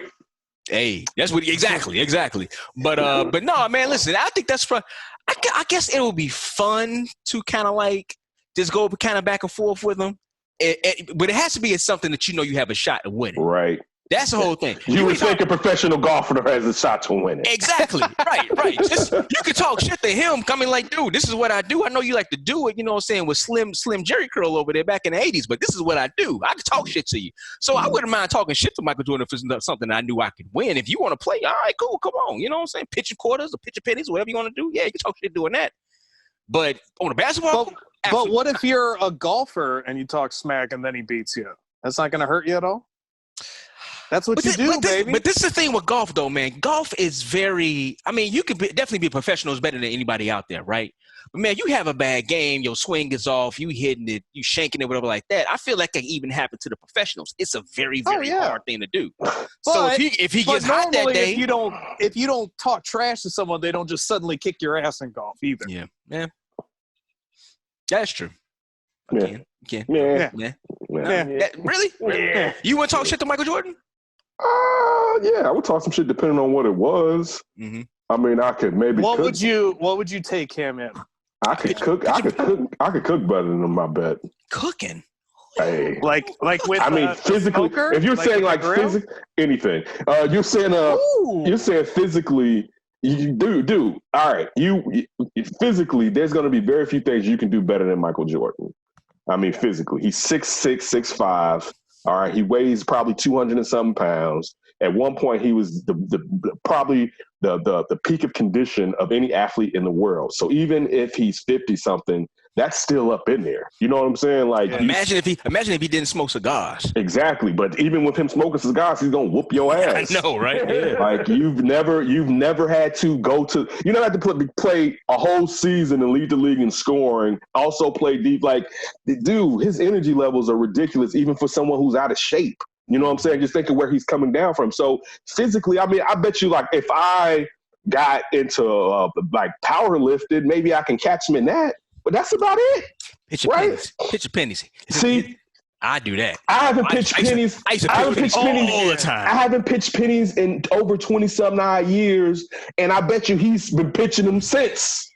So I know I'm coming at that like, no. And he was, listen, even when I was pitching, that was like in spurts when we were kind of hardcore pitching pennies or whatever. Yeah. This dude was doing it for real. So Nah, bro, he ain't look gambling. I ain't even trying to trick myself with gambling with Mike. It's Muscle no memory. reason. Muscle It's no memory, reason. baby. It'll come back. Muscle memory. You go ahead. I'm gonna catch him in something where he's playing on my turf rather than I'm gonna go over to his turf. Gambling activities are his turf, so we gonna X that out in general. Now, like I said, if he wants to get into some type, listen, if we want to do some like leg press, I catch him in a leg press. Okay. All right, my thighs are thick as you know what.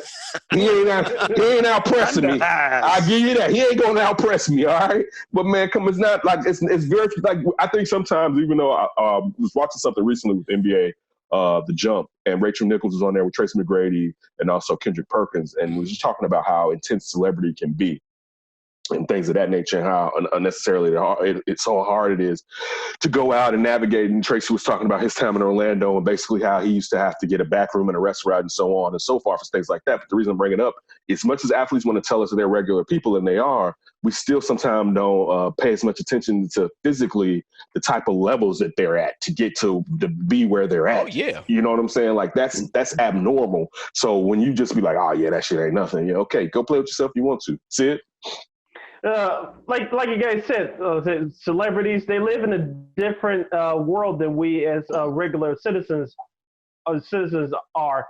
And I don't know if you guys paid attention to last week's episode of The Last Dance. Michael Jordan, when he was sitting up smoking a cigar in that hotel room, he said this is the best time of his day because no one's bothering him, no coaches are bothering, no media is bothering him, no business people are bothering him pitching deals. So, like you said, we all want to be our favorite celebrity, our favorite idols or whatnot, but we don't take into our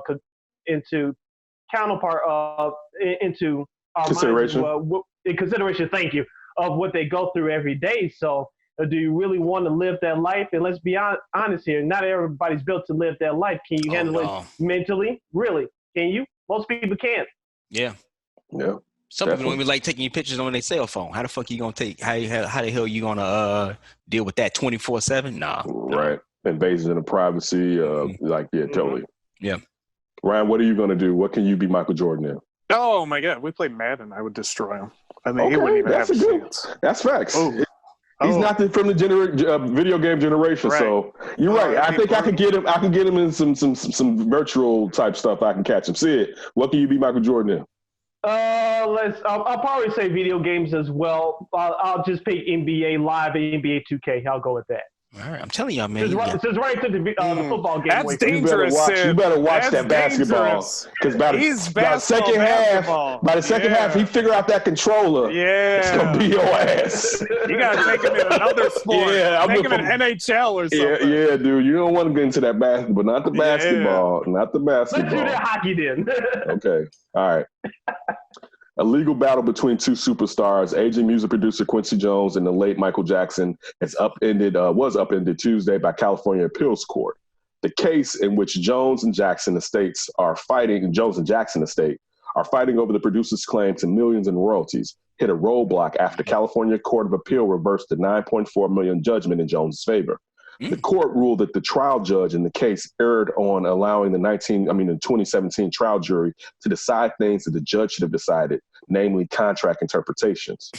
That led to the jurors accepting Jones' argument that he was entitled to more than the standard 10% producing fee called for in his contract with Jackson's estate for his work on projects produced after Jackson's death in 2009, including the remixes of his songs as well as the licensings of masters for This Is It documentary. The court erased most of the jury's award to Jones, a total of 9.4, and sent the case back to trial court to amend the judgment accordingly. Interpretation of producer's agreement was solely a judicial function, yet the trial court allowed the jury to perform the function and ultimately misinterpret the relevant terms of the appeals court ruled. The agreement provides Jones with nothing more than a right to receive payment correlating to 10% of basic royalty rates. The court left in place $2.6 million award to Jones for underpaid licensing fees for This Is It, plus other fees and interest. Lawyers for Jones' estate celebrated the ruling as a total victory. Jackson's estate, I'm sorry.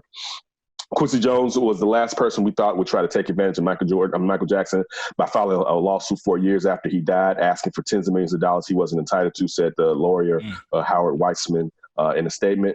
We knew the verdict was wrong when we heard it, and the Court of Appeal was completely vindicated us. From the beginning, this was an attempt to take advantage of Michael, knowing he wasn't there to defend himself. Damn.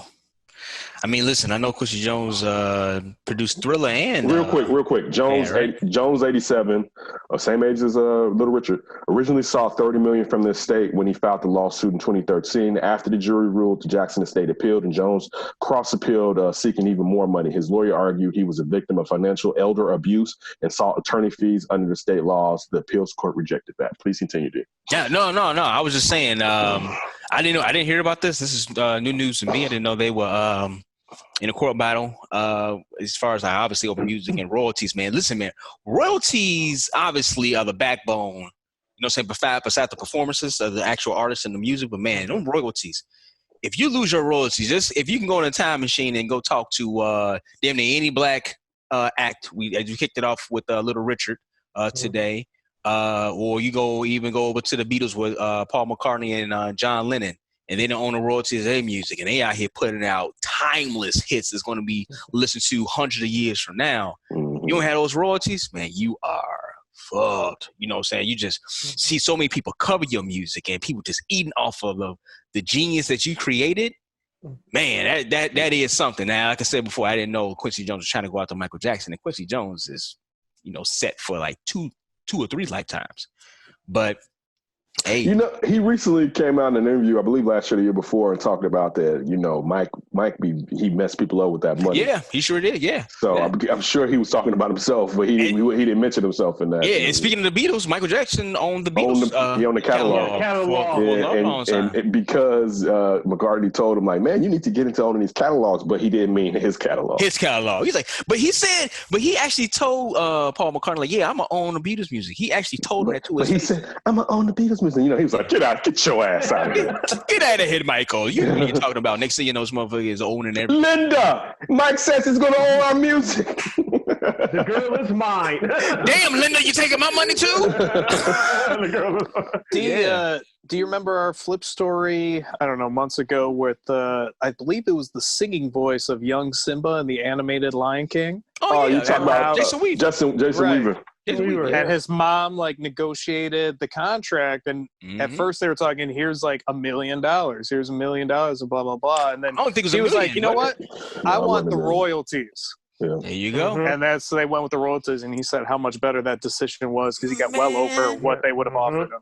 Dude, give me a point or two on something. Like I said, I went to school for music business, contract, the business side of it, obviously. And man, that was one of the first things we were told. If any kind of contract you doing, you work with any kind of artist, you make sure your artist, those ASCAP and BMI and all that stuff, man, make sure you get your points and your royalties because you can literally eat forever. I remember, and it didn't really come to fruition, but when Craig Mack went to, I think it was America Records by Eric B., he got 18 points for his deal, right? But nothing came of it. Yeah, but back then he gave him, like, think about if he had some hits. Yeah. He gave him, and this is the 90s, he gave him 18 points. That's crazy. Then, right? Yeah, that's crazy. So, I mean, that's kind of sad to see the two estates go to each other. But hey, man, sometimes business. It's rich problems. I'm not worried about it. Yeah. And the crazy thing is, just think about where Michael Jackson was in financial straits before he died. I'm not saying that he couldn't have got himself out of it, but he owed people money. He did. And now that estate is just booming so hard since his passing. If I was Quincy, I may want a couple more of them shillings when it's moving. Like, especially if it's music that we did together that they're re-putting out there. But I don't know the agreement as far as how much do you get after it's been used, blah, blah, this. Again, D went to school for that, I didn't. What two albums did he produce? Was it Thriller and Bad? I thought it was Off the Wall. It was Off the Wall and Off the Wall and Thriller. Thriller. Okay, Yeah. Off the Wall and Thriller. Okay. Yeah. Because Mike told him he was mad that I think Off the Wall did 6, and he was like, I want to just go diamond. Even though back then they wasn't calling it diamond. 10 million records sold. All right. LeBron James has spoken out on the death of Ahmaud Arbery. The video that purportedly shows a man and his adult son chase him down in a truck and fatally shoot him. Arbery, a 25-year-old man, was killed on February 23rd in Brunswick, Georgia. Attorney for Arbery's family released a video on Tuesday alleging the two show two white men in a pickup truck track him down and shoot him while he was jogging and unarmed. This is what LeBron posted on social media. We're literally hunted every day, every time we step outside the comfort of our homes. Can't even go for a damn jog. Like, what the fuck, man? Are you kidding me? no man free after you, no man free after, no man for real. Are you kidding me? I'm sorry, Ahmaud, rest in paradise, and my prayers and blessings are sent. I don't know. You know what I'm saying? I'm just kind of tired, to be honest with you. When it comes to stuff like this, watching the video, I think I tried not to watch it for several days, maybe 2 days, until I finally watched it. I made sure I kept going through when seeing him getting the shotgun going off, getting shot rather, and stumbling to his death. Even in that article in the Atlantic to this morning, it just reminds us that America is not our friend. And I think sometimes it's easily when you get caught up in this world and caught up in your own life. And also, usually people of color, we love and we want love back. You know what I'm saying? Like, we're a loving tribe. You know what I'm saying? So it's easy sometimes to be like, it's not as bad as what it seems. And I mean, life can always be worse. But when it took 2 months, and when you look at how, you know, basically they didn't want to bring this to trial with the people that were in that department. You have the state's attorneys recusing themselves, but before recusing themselves, saying that it was legal. You know what I'm saying? It hurts. You know what I'm saying? I mean, this dude's dead over some people on some fuck shit. And if it happened, if it was going the other way, people would be all up in arms. But still, people aren't even up in arms about it. Like, when is it just going to be a day where we're left alone? Yeah. And again, I don't need to bring this up into this. Black people kill each other. White people kill each other. All right. But the fact that it's basically cool, or it's always a but after a black person is killed, where it's like, yeah, they killed him, but what was he doing? Or, you know, it's always an excuse, and it's always a lessening of the value of our lives. It's just hard. It's really hard to deal with, D. Yeah, no, it was, it's just been so much information that's been coming out about this. We can now say case, because the two guys, I'm about to say gentlemen, fuck them.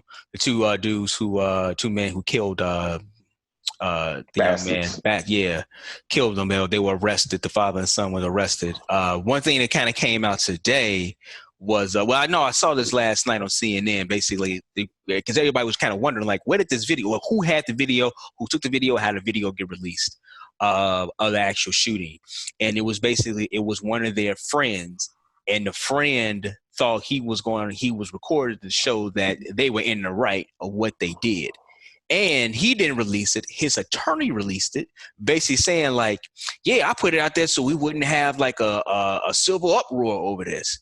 And it's kind of like, so you think that you releasing this video is a good thing, showing that these guys literally just killed this dude for no reason? He was like, well, he just should have stopped.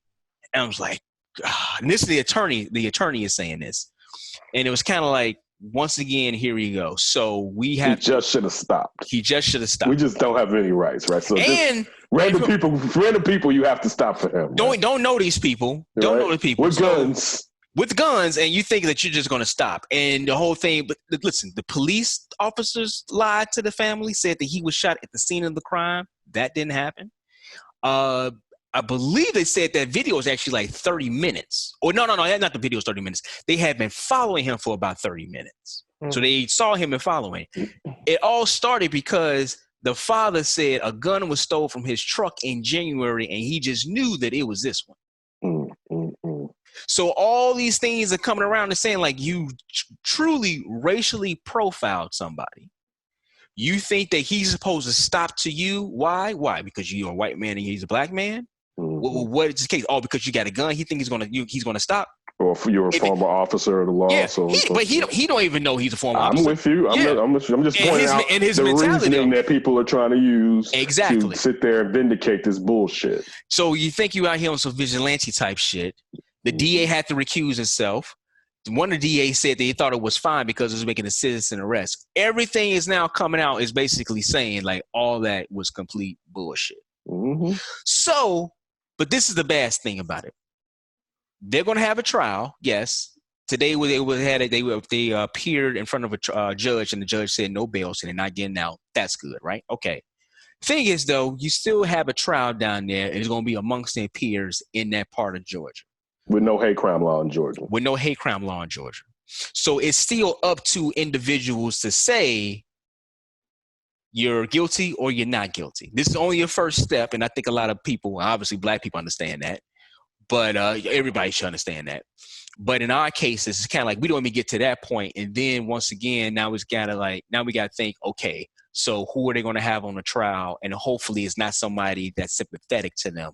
Hopefully, it's just kind of like somebody who's factually based, and we're just going to look at the evidence in the case. But we don't even know that because we've seen this story happen so many times over and over and over again. It's like a carbon copy of Trayvon Martin.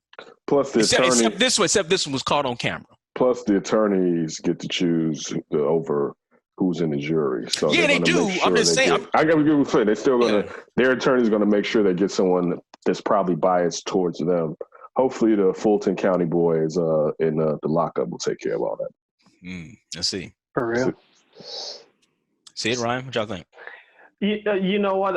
I struggle with this statement, but I kind of understand it now as an adult. You know, one good thing or a couple of good things come out of tragedies. First, peace and love to his family. I know they're going through a difficult time, but sometimes good things do come out of tragedies. Like you said, this was caught on video in the world that we're living in today in social media, because I remind our viewers and listeners, our younger listeners especially, this is how the Rodney King trial happened. The incident happened. It was a white male that caught the incident on video, because back then there was no social media, let alone there was no computers, no internet, and etc. You just had radio and TV back then. But getting back to what's happening now, the incident was caught on video, like you mentioned, and from what I've heard and read too, that the police that was following him, they weren't following him specifically. They were, but they were trying to dig dirt on his. I think so. Someone in his family had a record, and so they were following him. They're trying to track someone in his family. So I kind of find that odd. And going piggyback off of Ken's point, yes, whoever you live amongst, you kill each other. You know, if you're a black person living around blacks, you tend to kill someone that looks like you. But as African Americans, we have to take care of each other. If we value our own lives, then others will hopefully value us. We all know that some people, including some people that look like us, especially, which is unfortunate, that don't value us. But if you value yourself, you respect others. If you don't respect yourself, then stuff like this, unfortunately, will happen. The value of life. I disagree. Mm-hmm. I disagree. Because I think we're conflating two issues. If we did value our lives, now that togetherness could perhaps help us to fight against when things like this happen. But we still live in a society that views you as a lesser person than them. So us being closer together doesn't change how they view you. Mm-hmm. I mean, all right, like historically, they've always showed you, from slavery to Jim Crow to whatever attempts to stop you from voting, rights. To just every last step. You mentioned Rodney King. They always show us that a large majority of people don't view black people as being the Constitution. I mean, don't view black people as being equals. And again, we can get on each other about the things we do, but that still doesn't mean that people should be coming in and killing us. And that's true for black people. That's true for everybody else. And I mean, part of the thing too, the reason, and again, now it's off topic, the reason that we view each other like that is because we're viewing each other through a lens that someone else put on our face. Like, that's a large part of the reason why brothers don't really see brothers for true values, because we're viewing ourselves through the lens that America has placed on our face that tells us that we're not equal and we're not worth the same as other people are worth. But are we supposed to break the chain at some point? No, we can't. It's not like it started yesterday. No. We can break the chain, but saying that breaking the chain automatically means that other people outside our community will start valuing us isn't necessarily true. Those two things aren't mutually exclusive. I think we could look back, going back to Black Wall Street out in Tulsa. You look at how many other, you could look at if you want to say the past generations of the African American community when it was really together. Yeah. That was probably at the heights of when black people was getting lynched and before shot and killed. Listen, look when during segregation where we bought stuff from our own people and we weren't murdering each other at a high rate. They were still lynching us and doing things like that to us. It didn't change. Look at the incident in Lake Michigan where that riot that took place during the Black Belt, where those boys were over there swimming and those white boys started throwing rocks at them. Like they weren't race riot. Yeah, the race riot in Chicago. Like black people weren't killing each other like at this rampant pace that started like in the 60s back then. Like, so again, I'm not taking away from what you're saying or dissing what you're saying, but sometimes because we live in this artificial state that they put us in, I mean, America in general, that we all live in, we start to view things from the narrative that they placed in our heads. And again, I'm all about black empowerment. Don't get it twisted, all right? We shouldn't be dependent on nobody. All right, it's too many of us. And right now, even with the meager jobs that we have right here, there's enough to start forming something. So I'm not taking away from any of those points. But also, we can't say that and the one person that came out after LeBron's tweet was Jason Whitlock talking about they not hunting us up. Oh, Lord. And it's like, it's always one of them ready to jump out the window. And to a certain degree, and I don't hate nobody. I really wasn't raised at all to hate another person, and I don't. But in that, sometimes, like when I try to teach my son that, and I wonder, like, damn, should I be teaching him this when he can fucking get killed out in this motherfucker? You know what I'm saying? I damn to be like, man, stay away from all these motherfuckers. You know, like, because his life is more important than some fucking value I'm trying to teach him on being a fucking good person. When a motherfucker come and blow his fucking brains off because of his skin color. Because of his skin color. Yeah, Ryan? Yeah, obviously, just horrible, and kind of maybe to some of the point that Sid was saying. It's just amazing to think, like, what if we didn't have phones? What if we didn't have this type of technology? And think about how many examples there have been over the last decade. I mean, just constant examples. And it's so sad that we can't progress forward. It just seems like we can only go at a crawl to try to progress, if we're progressing whatsoever.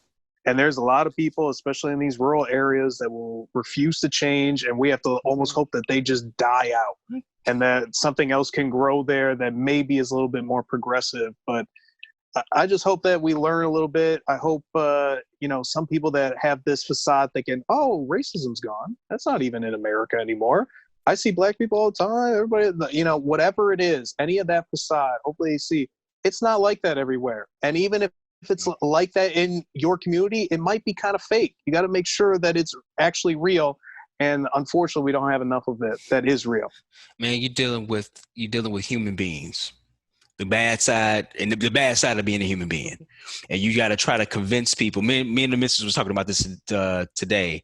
And I was kind of saying, like, man, you got to convince people who think that kind of way to not think that kind of way. And she asked me, like, do you think they're not accepting it, or do you think they just believe that? I'm like, you got to deal with both.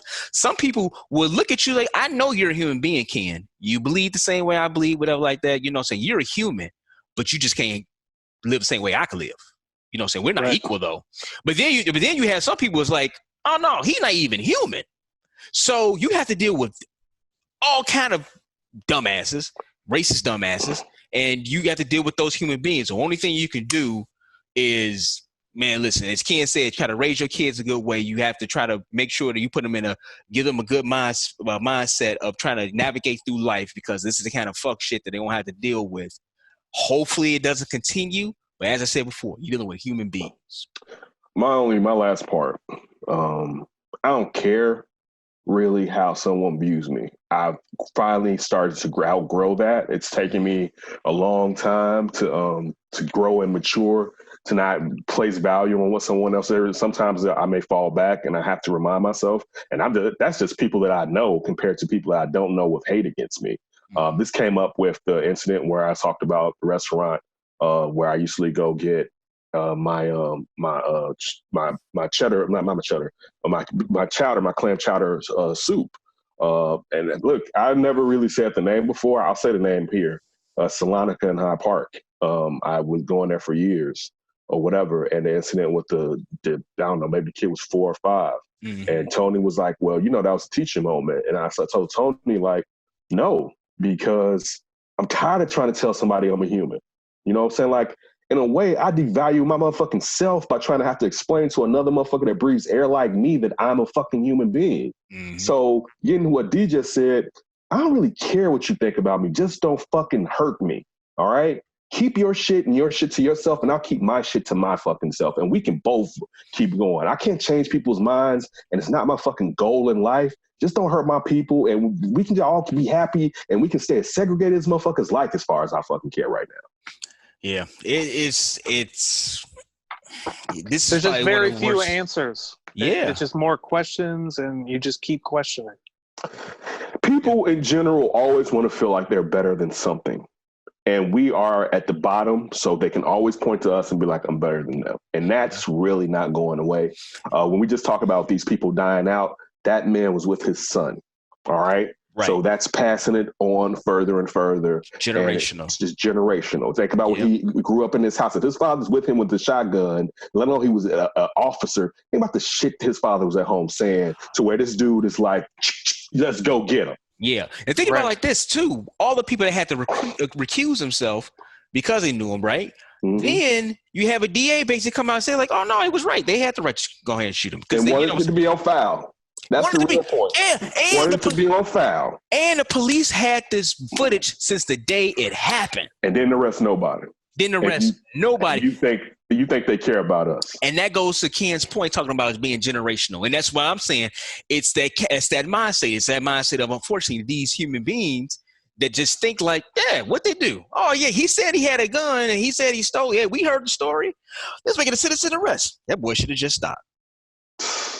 And it was a crazy point. So, all right, wait. Since we're sticking on this, you should have just stopped. And as D said, going into fucking Costco is people getting mad at Costco. It's people in the Capitol building in fucking Michigan and Lansing because they don't want to even listen to the orders that's been given by their governor, but a free person's supposed to stop when another free person just runs the fuck up on them. It's people in California running down to the beach, violating orders, and the cops right there not doing shit. But motherfuckers can citizen arrest the motherfucker and blow his fucking guts out, and I'm supposed to be like, yeah, let's kumbaya this shit. Man, fuck all that shit.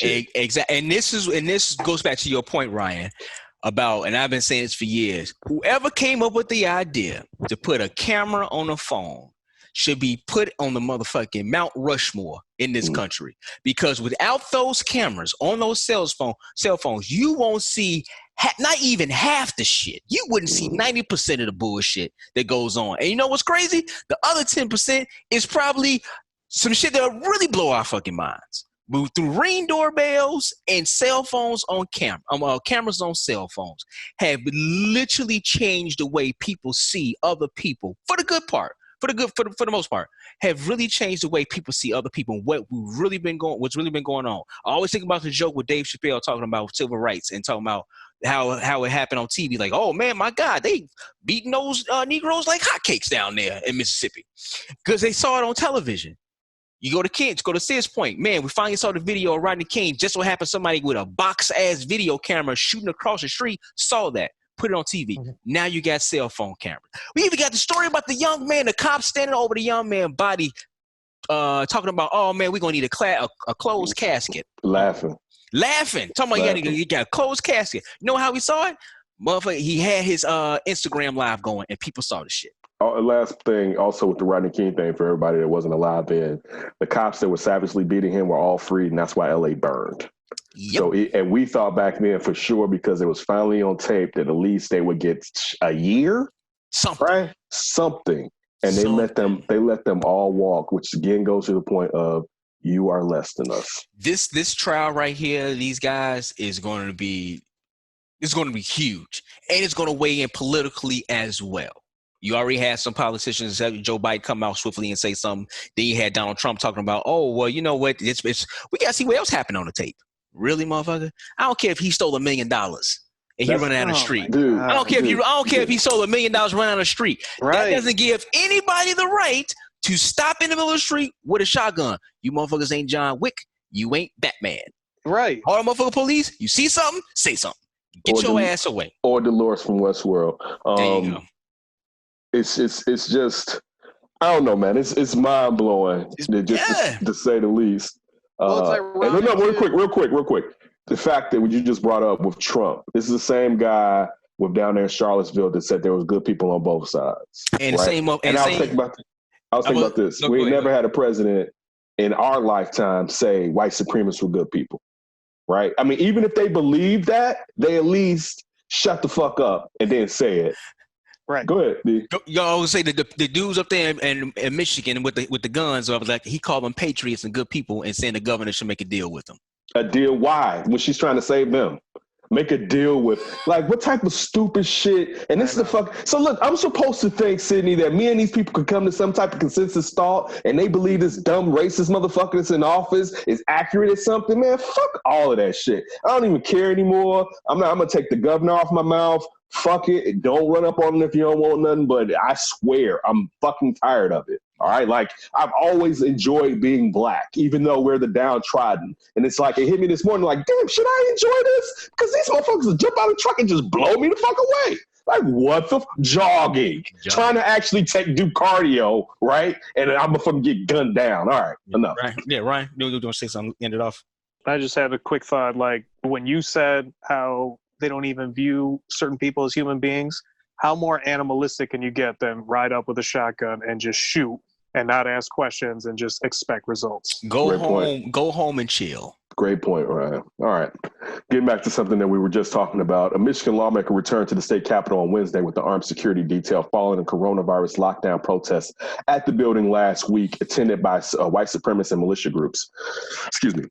Representative Sarah Anthony, a Democrat whose district is in the capital city, Lansing, told Yahoo News in an interview her security detail, made up of local black and Latino activists, came together because the armed protesters bearing white supremacist symbols presented a different level of terror. According to Anthony, the April 30 protest was different from prior corona protests, the protests that occurred at the Capitol in recent weeks, because many of the demonstrators stormed the side of the building and were armed. Anthony said that some of the protesters had Confederate flags and swastikas, which she found extraordinarily triggering for me as an African-American woman. It's a very intimidating environment, Anthony said. I've never experienced being so frightened and so intimidated in my life. Anthony posted a video on Facebook, which she filmed as protests raged outside. Members of her community responded, and when Anthony returned to the Capitol on Wednesday for her first time since the demonstration, she was escorted by a group of 6 black and Latino activists who carried their own guns. Anthony said one of her fellow lawmakers wore bulletproof vests due to their fear of armed protesters, many of whom streamed into the Capitol and angrily confronted officials. Dana, I think Polanki, a Democratic Michigan state senator, similarly claimed that the scared colleagues were wearing bulletproof vests and tweeted during the protests on April 30th. Directly above me, men with rifles yelling at us. Some of my colleagues who own bulletproof vests are wearing them. Polanki wrote. For Anthony, the guns and hate symbols weren't the only dangerous element of the protests. She said many of the demonstrators ignored the social distancing and mask guidelines, getting extremely close to her and yelling and screaming in her face, raising concerns of potential coronavirus spread.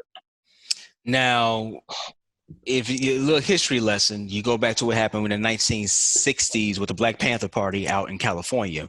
They showed up to the Capitol, the California Capitol, with guns, as they said, as they could do. It was legally. The California lawmakers changed that shit. Reagan changed that shit as the governor. As the governor, Ronald Reagan changed that shit, right? So it's crazy for me to say this, but it seems as if the only way shit happens with black folks with guns, that we need to show up to the Capitol maybe, and about 1,000 of them with guns. I wonder they're gonna finally get the idea, like, you know what? You know what I'm saying? I definitely want black people to be able to defend themselves, but it seems the only time some shit happens with guns, some laws to change, is when black folks show up with it. Now, it's good. It was good business that these guys, and I think it was a woman out there too. She was a Latino. Yeah, she escorted the young lady, the lawmaker, into our office. But it shouldn't have to come to this. It shouldn't. We shouldn't see people out here protesting about wearing a mask to save your life with Confederate flags and nooses in fucking Michigan, who was part of the Union. That should let you know right there, you're in a Union state, to make sure this is the United States of America, and they out there waving Confederate flags and nooses because they have to wear a fucking mask or they worry about a stay-at-home order. They're trying to save your damn life. That should let people know right there what this is all about, what it's really about. It should really open a lot of people's eyes. So, I mean, it's sad to say, man, that you have to see stuff like this right now. This is fucking 2020.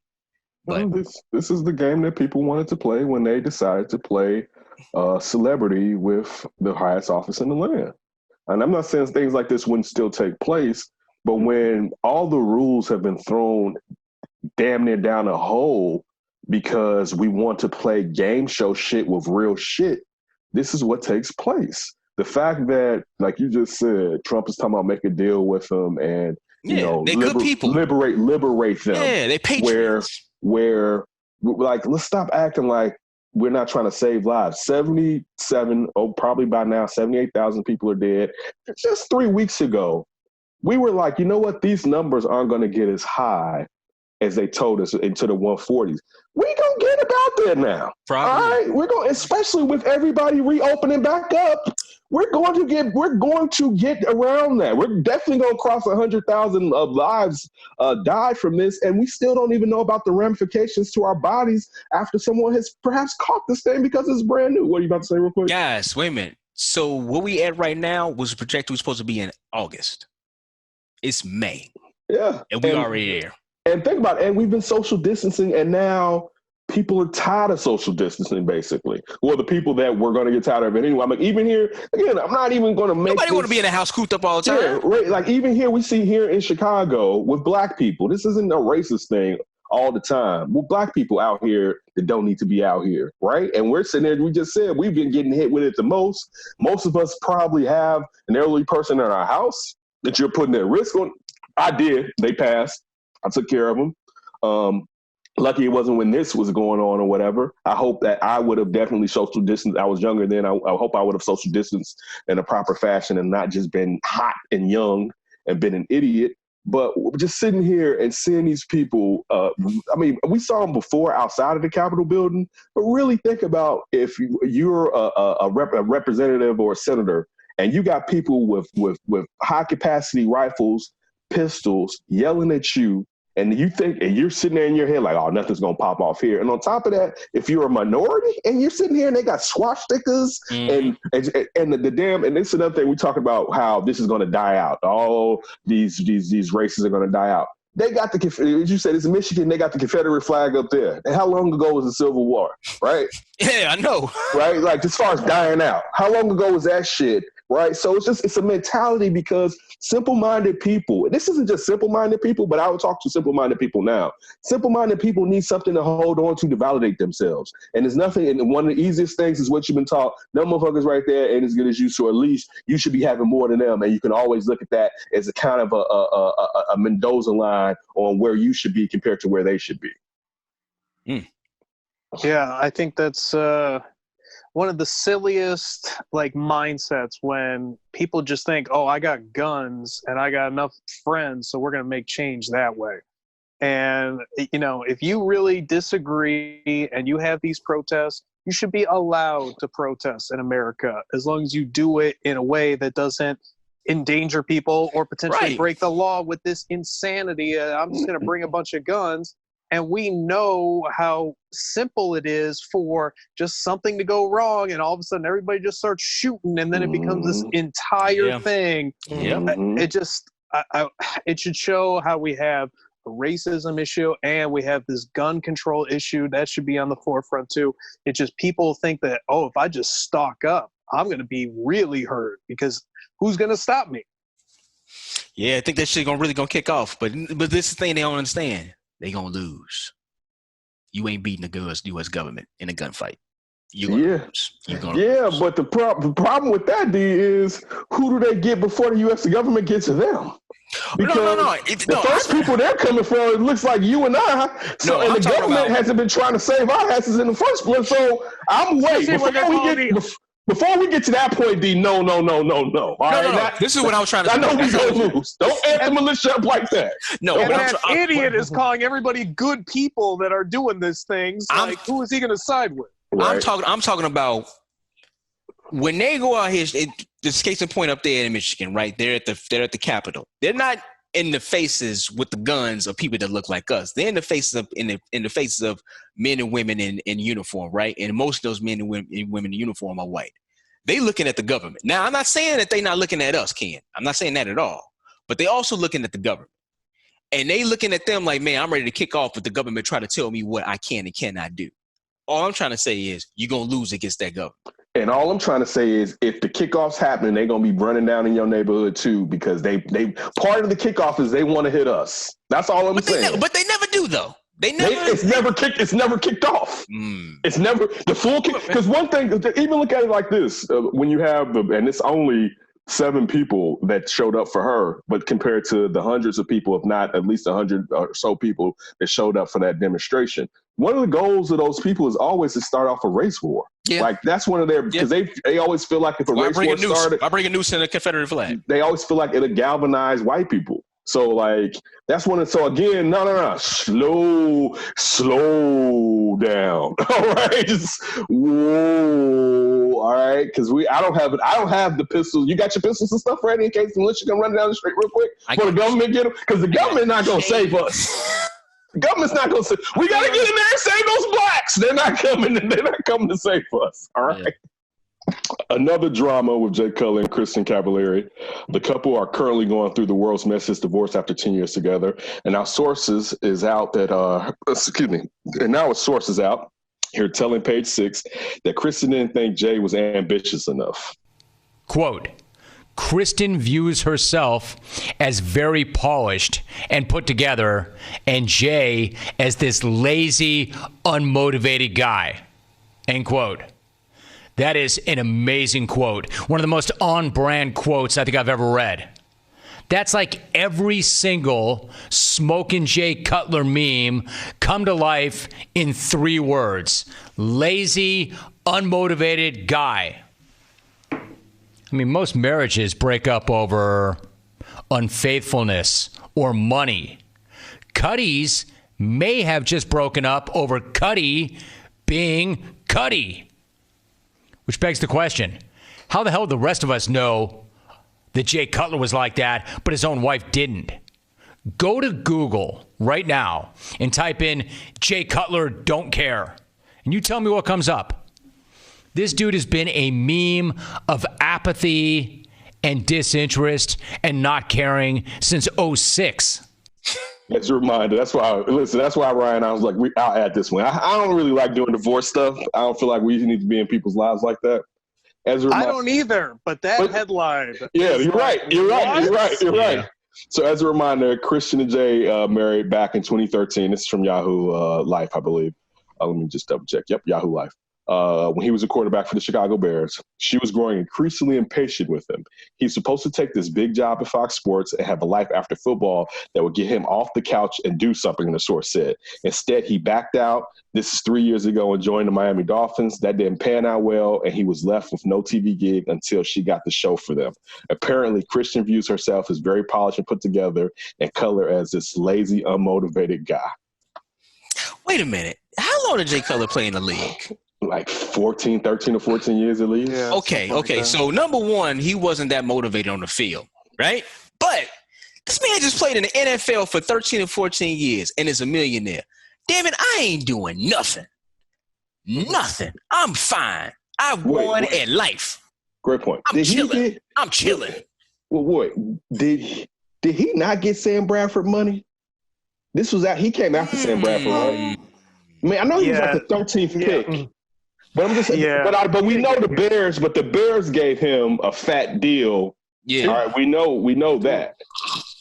So, yeah, dude. He got money. I mean, to a certain degree, you bust your ass and take that beating so that afterwards you don't want to do anything. I'm chilling. And then my only problem I have too is, look, when you have that gig, all right, that he had with Fox, and we were all waiting to see how he was going to do because we thought he was going to probably do well. Mm-hmm. But another job opened up with the best offensive coordinator, who was the head coach at that time, Adam Gase with the Dolphins, was the head coach. Like, this was a chance to extend his career. You know, this wasn't. And he had $10 million for it. Yeah, right. So, and at the point, I'm sure he thought he could go back to Fox and probably get that back anyway. Go ahead. What were you about to say, Ryan? Jay Cutler has made over $122 million in his playing career. Ain't doing shit. And she wouldn't be with him if he didn't have that money. $122,196,087. Listen, I would be like, you can go do everything and anything you want. I will support you, even if you need a little funding. I give you I make. Now, obviously, he don't have $120-some million in the bank. He gets half of that because of taxes, right? Okay, fine. I made $60 million. I'll back you. Got to throw endorsements in there. How many endorsements did he? But also, I think he did. I'm sure Jay Cutler planned well with his money. He probably did. I'm sure he's made some money off of investments since then. Like, he doesn't come off as an idiot by any means. My last caveat. Went to Vanderbilt. That's what I was going to say, too. Yeah, he ain't dumb. But she's the reality star. So saying that she got the show for them, that's how she has always propped up her value as being, what was it? That's her income. What was it? Bodega. What was the place, the thing the show needs to be on? Laguna Beach. Mm-hmm. Like, you made your play in that. This dude made his play in professional sports and retired. Like, again, maybe he is being lazy. But the headline says, like, you thought Jay Cutler was going to be any different. You must have not seen any Jerk Cutler face memes. And Did she watch any of the show herself? Listen, when the greatest part. You just want to watch the deer. I watched just little of that show, and I probably saw more of this from media outlets. But the part where she has I think they're like interns, and somebody's supposed to work for them from the house, and he doesn't say anything to him, and she was like, "Yeah, but you're supposed to say hi." He was like, "I'm more about vibes than necessarily highs." Is the line of the whole show.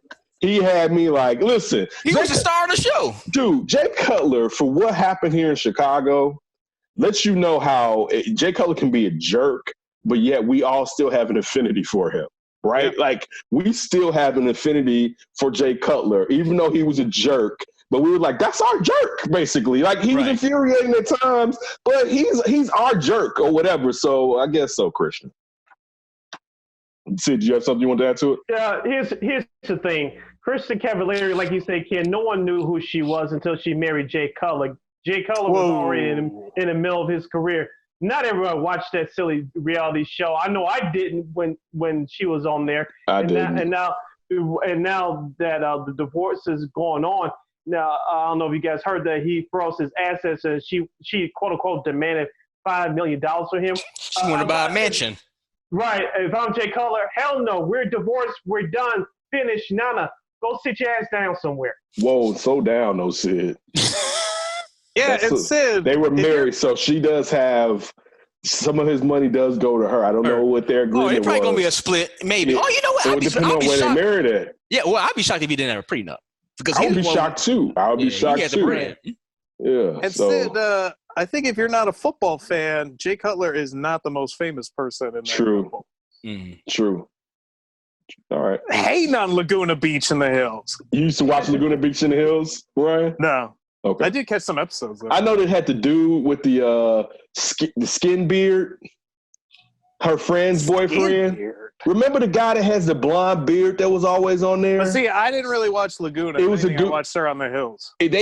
One of her friends on there went with the dude, and people viewed him as like being a jerk. And he used to have like the flesh colored beard basically that he had. I forget his name, and I'm not going to Google it. I'm not going to Google it right now. I refuse. Since we're being messy today, and Ryan led us down this direction, I guess I added that we'll go along with this. Early this week on E! News, obtained court documents detailing an alleged altercation between Baltimore Ravens player and his wife, Nina Thompson. That was Earl Thomas. According to the documents, police say Nina discovered her husband was with another woman via his Snapchat account. The documents state that Nina and two other of her friends went to confront Earl at Airbnb. Once there, Nina allegedly took her husband's pistols with the intention to scare him. Court documents allege that Nina put the gun to Earl's head from less than a foot away. Even though, how can you put it to his head if it's not on his head? In the direction. Pointed to his head, right? Yeah. E! News can confirm Nina was arrested April 13th for the charge of burglary of a habitation with the intent to commit aggravated assault with a deadly weapon, family violence. Nina has not formally entered a plea and denies the allegation. Her attorney says this: "I am here to declare that my client unequivocally and categorically denies these allegations, and we look forward to our day in court where we can clear her good name." Earl also spoke out about the allegation to Instagram that has since been deleted. So my agent just hit me and said that I'm going to be on TMZ tomorrow from an altercation that happened with me and Nina. Earl said in a video according to CBS Sports. Just wanted to get ahead of it. It's really not anybody's business. It's pissing me off that it got out, but it's the world we live in today. But instead of talking about us, just keep us in y'all prayers. The athlete added, this stuff happens, bro. We try to live the best lives possible. Sometimes things don't go as planned. Just pray for us as we go through this stuff. We've been talking. I've been seeing the kids, so just keep us in our prayers. Why? Well, this is interesting. So she checked his Snapchat account and found out where he was at. I believe it was him and his brother. She busted the door. It was him and his brother in the bed with somebody, with these other women. Listen, we've said it 1,000 times. I know I said at the end of the show, keep your hands to yourself. Family matters. I say keep your hands to yourself. She's a dum-dum for putting herself in that situation. If anything, get your shit and go, take his ass to court, and that's how you get your revenge, right? Mm-hmm. Don't go in somewhere, point a gun at somebody's head. And it was a bullet in the chamber. Mm-hmm. And the safety wasn't off. She got to scare him for real, right here. She didn't know. Yeah, she took out the clip. She took the clip out. She was going to scare him. She took the clip out and did not realize that a bullet was still in the chamber. If she would have pulled it and shot him, let me say this too. Don't have pistols in your house if you don't teach your woman how to properly use it and know there's one in the chamber. Hey, that's common. That's common hood knowledge, just to know that there's one in the chamber. That's a common thing. You're supposed to assume there's one in the chamber. Also, too, one of her buddies was recording. Hey, dum-dum, treat this like a bachelor or bachelorette party. No cameras allowed. Why you videotaping shit? One of the buddies had the knife too. And a knife. What? Come on, y'all. Dude, first of all, real quick. She could have, and you can blame him for this, but just being honest. Oh, yeah, he's a dummy, too. What the fuck you doing? But this is the thing, though. This is the thing. Because in a relationship, there can be adultery that takes place, right? But you really have to still use common sense. Because she could have killed him or hurt him or that girl and ruined their family because he would have been dead and she would have been in jail. Mm-hmm. Right? And I think they had 3 kids. They had 3 kids, I believe. Yep. Mm-hmm. And it just gets to what, like Dee said, listen. You take his ass to court. You show him for real that I'm gonna hit you where that pocketbook is, but you don't ruin your life because he did something to you. That was disrespectful, all right? We're not sitting there advocating that he was right or whatever. That's not even what we're saying. Right. But I'm never hurting nobody for cheating on me. I'm gonna let you know that. Yeah. Through the door, because that's their decision. Don't let that belittle you or make you feel lesser or whatever. Let that motherfucker go if it's that serious to you, or reconcile and work out your difficulties, all right? But when you play games, that's like one thing. I'm never one to play games with pistols because you never know what the fuck happens. Mm-hmm. It's just like, and I didn't even know that she thought it was empty. I didn't know that. Yeah. You know what I'm saying? And I saw somebody even messy. I saw this girl on Twitter. She was talking about how, basically she came up in the room. My man's meat was still moist from the encounter. Oh, Lord. I know, right? But I'm just saying, like, dude, first of all, man, listen, man, y'all with all this technology, y'all got to disconnect all y'all shit, all right? The device you keep in your motherfucking pocket, you let that be. Because she found this on another device in the house. It's Snapchat, how she logged into his account. Yeah, it's dude. You just dude. This the game. Why you Snapchatting? You cheating? Why you? Number one, why you Snapchatting? Why you Snapchatting? Why you cheating? He kind of old for that Snapchat. He not young. You know what I'm saying? That Snapchat. He's not posting it to a story. Right. What are you doing? Why are you posting anything if you? Well, maybe he's Snapchatting because the shit goes away. Hey, Lamar Jackson, check this out. So he's Snapchatting because the evidence goes away. Nothing goes away. We all know that. Anything digitally, man, on your phone, nothing goes away. Dude, first of all, maybe that was his thought, D. I don't want to forget this night. And when he points out, one thing I did like, he said that they're talking, because for him, honestly, brother.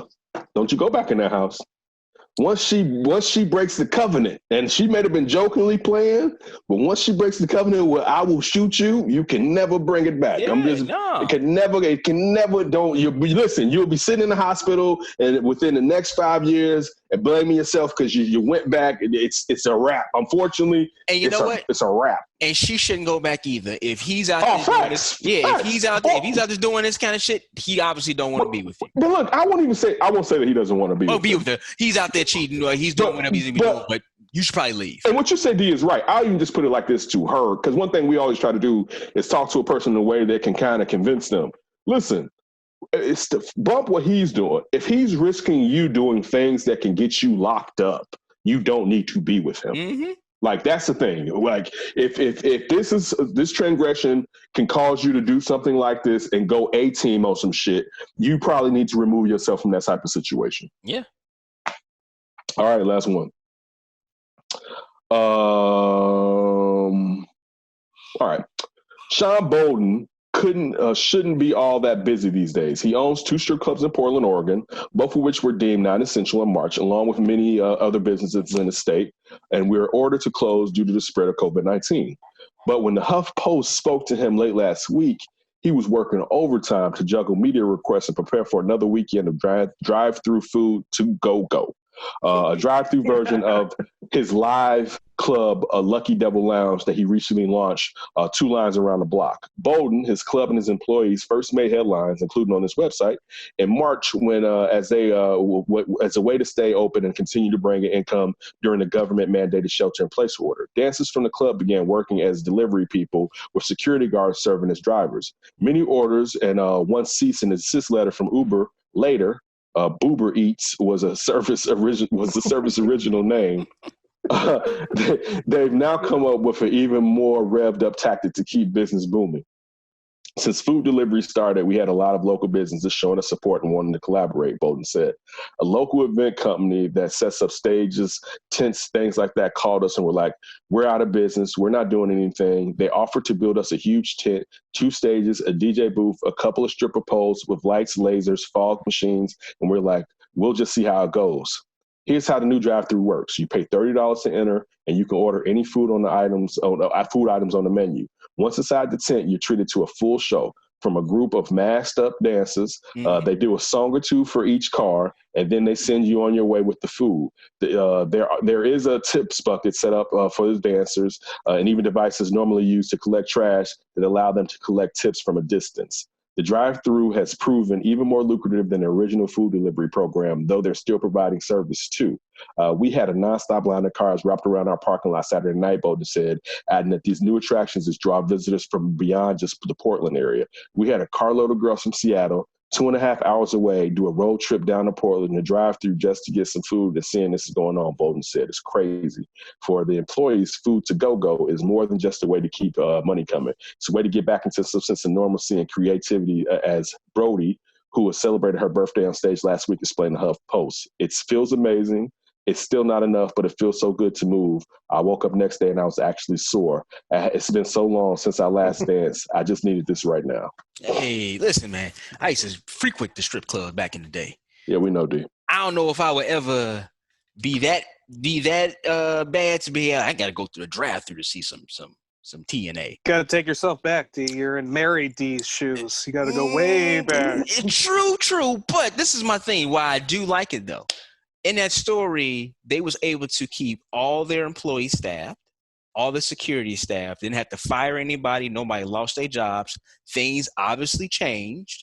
They had to take like a little bit of a pay cut. They couldn't get as much money as they once were making, but the jobs nobody lost their jobs. So that's the reason why I like the story. I don't know if What about Dirty D? What does he like about it?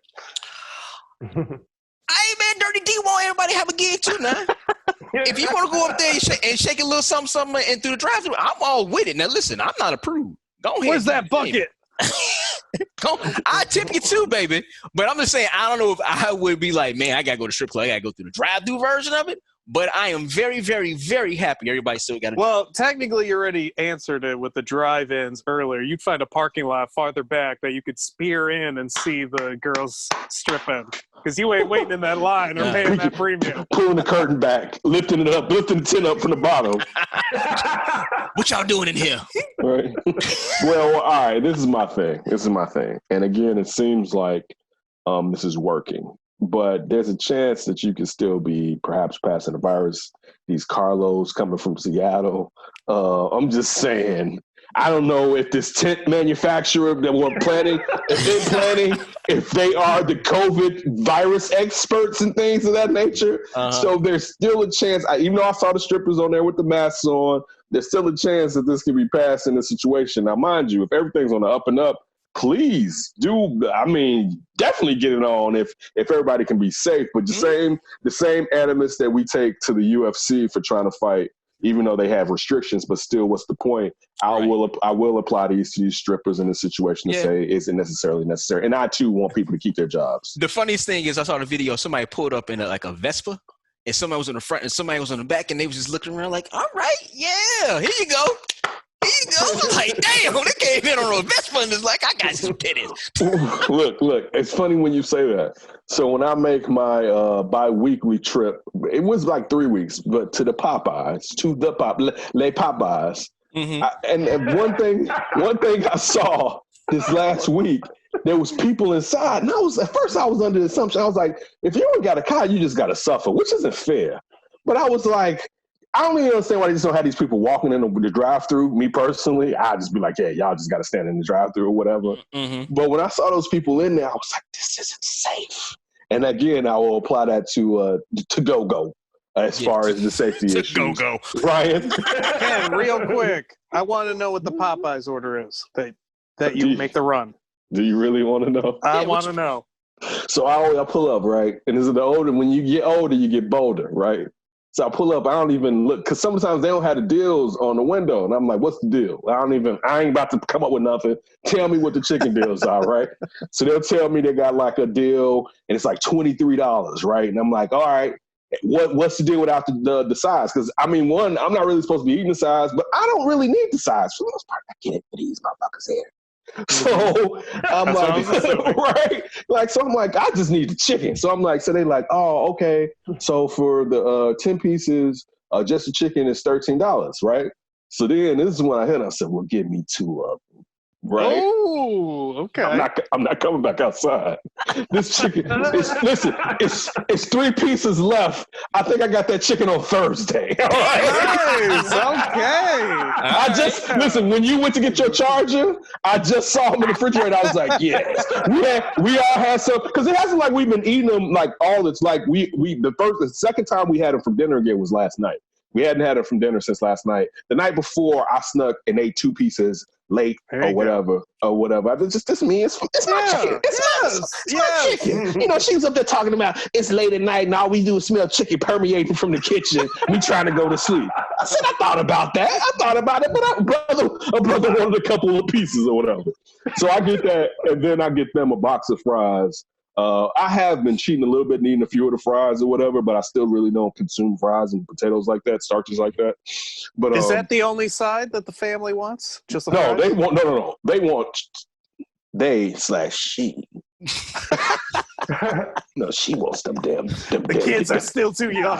She wants some damn biscuits for sure, right? Now, sometimes they'll add a biscuit, but look, for me, like I said, I just need the chicken. I'm just trying to bring something in, because for the most part, we still have vegetables and stuff. Like we really do, for the most part, eat healthy. Like our kids, you're going to get vegetables, you're going to get fruit, you're going to we got all that stuff, right? And I'm like, why buy? It's already eating fried chicken, right? Mm-hmm. Why add on this other processed BS that they're shipping across the country that's supposed to last long with whatever they put inside of it? It's really no deal. But the crazy point, so a month and a half ago, the first time I went to a Popeyes, and I did the same thing.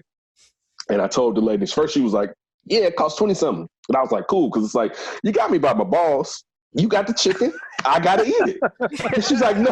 It's like, it's a truth. I got a family. I was like, I was like, that don't sound right. But I was like, cool. She was like, wait, no. It's $13. She was like, you just said cool. I said, you got the chicken. Right? Like, what was I going to say, right? I wasn't going to fuss with you right now, right? I was handling at the window. But she told me, this is a crazy point. She's like, the car in front of you got 4 of them. So mind you, I got 20 pieces of chicken. The car in front of me got 40 pieces of chicken. Damn. Whoa. Hey, people they just robbed the toilet paper aisle. Right. Correctly. Right. So, that's the that's usually 5 buckets. And I won't be back. Toilet paper. Rolls. Now we need the chicken. And I won't be back at least for probably 3 weeks before I pop back up, as far as that or whatever. Because, I mean, we said on the show, for a lot of times, I mean, the great thing about this is the portion control has been phenomenal. And I've kind of outgrown overeating for the most part. So, I wake up in the morning, I'll make a pack of sausages that lasts me 4 days. Mm.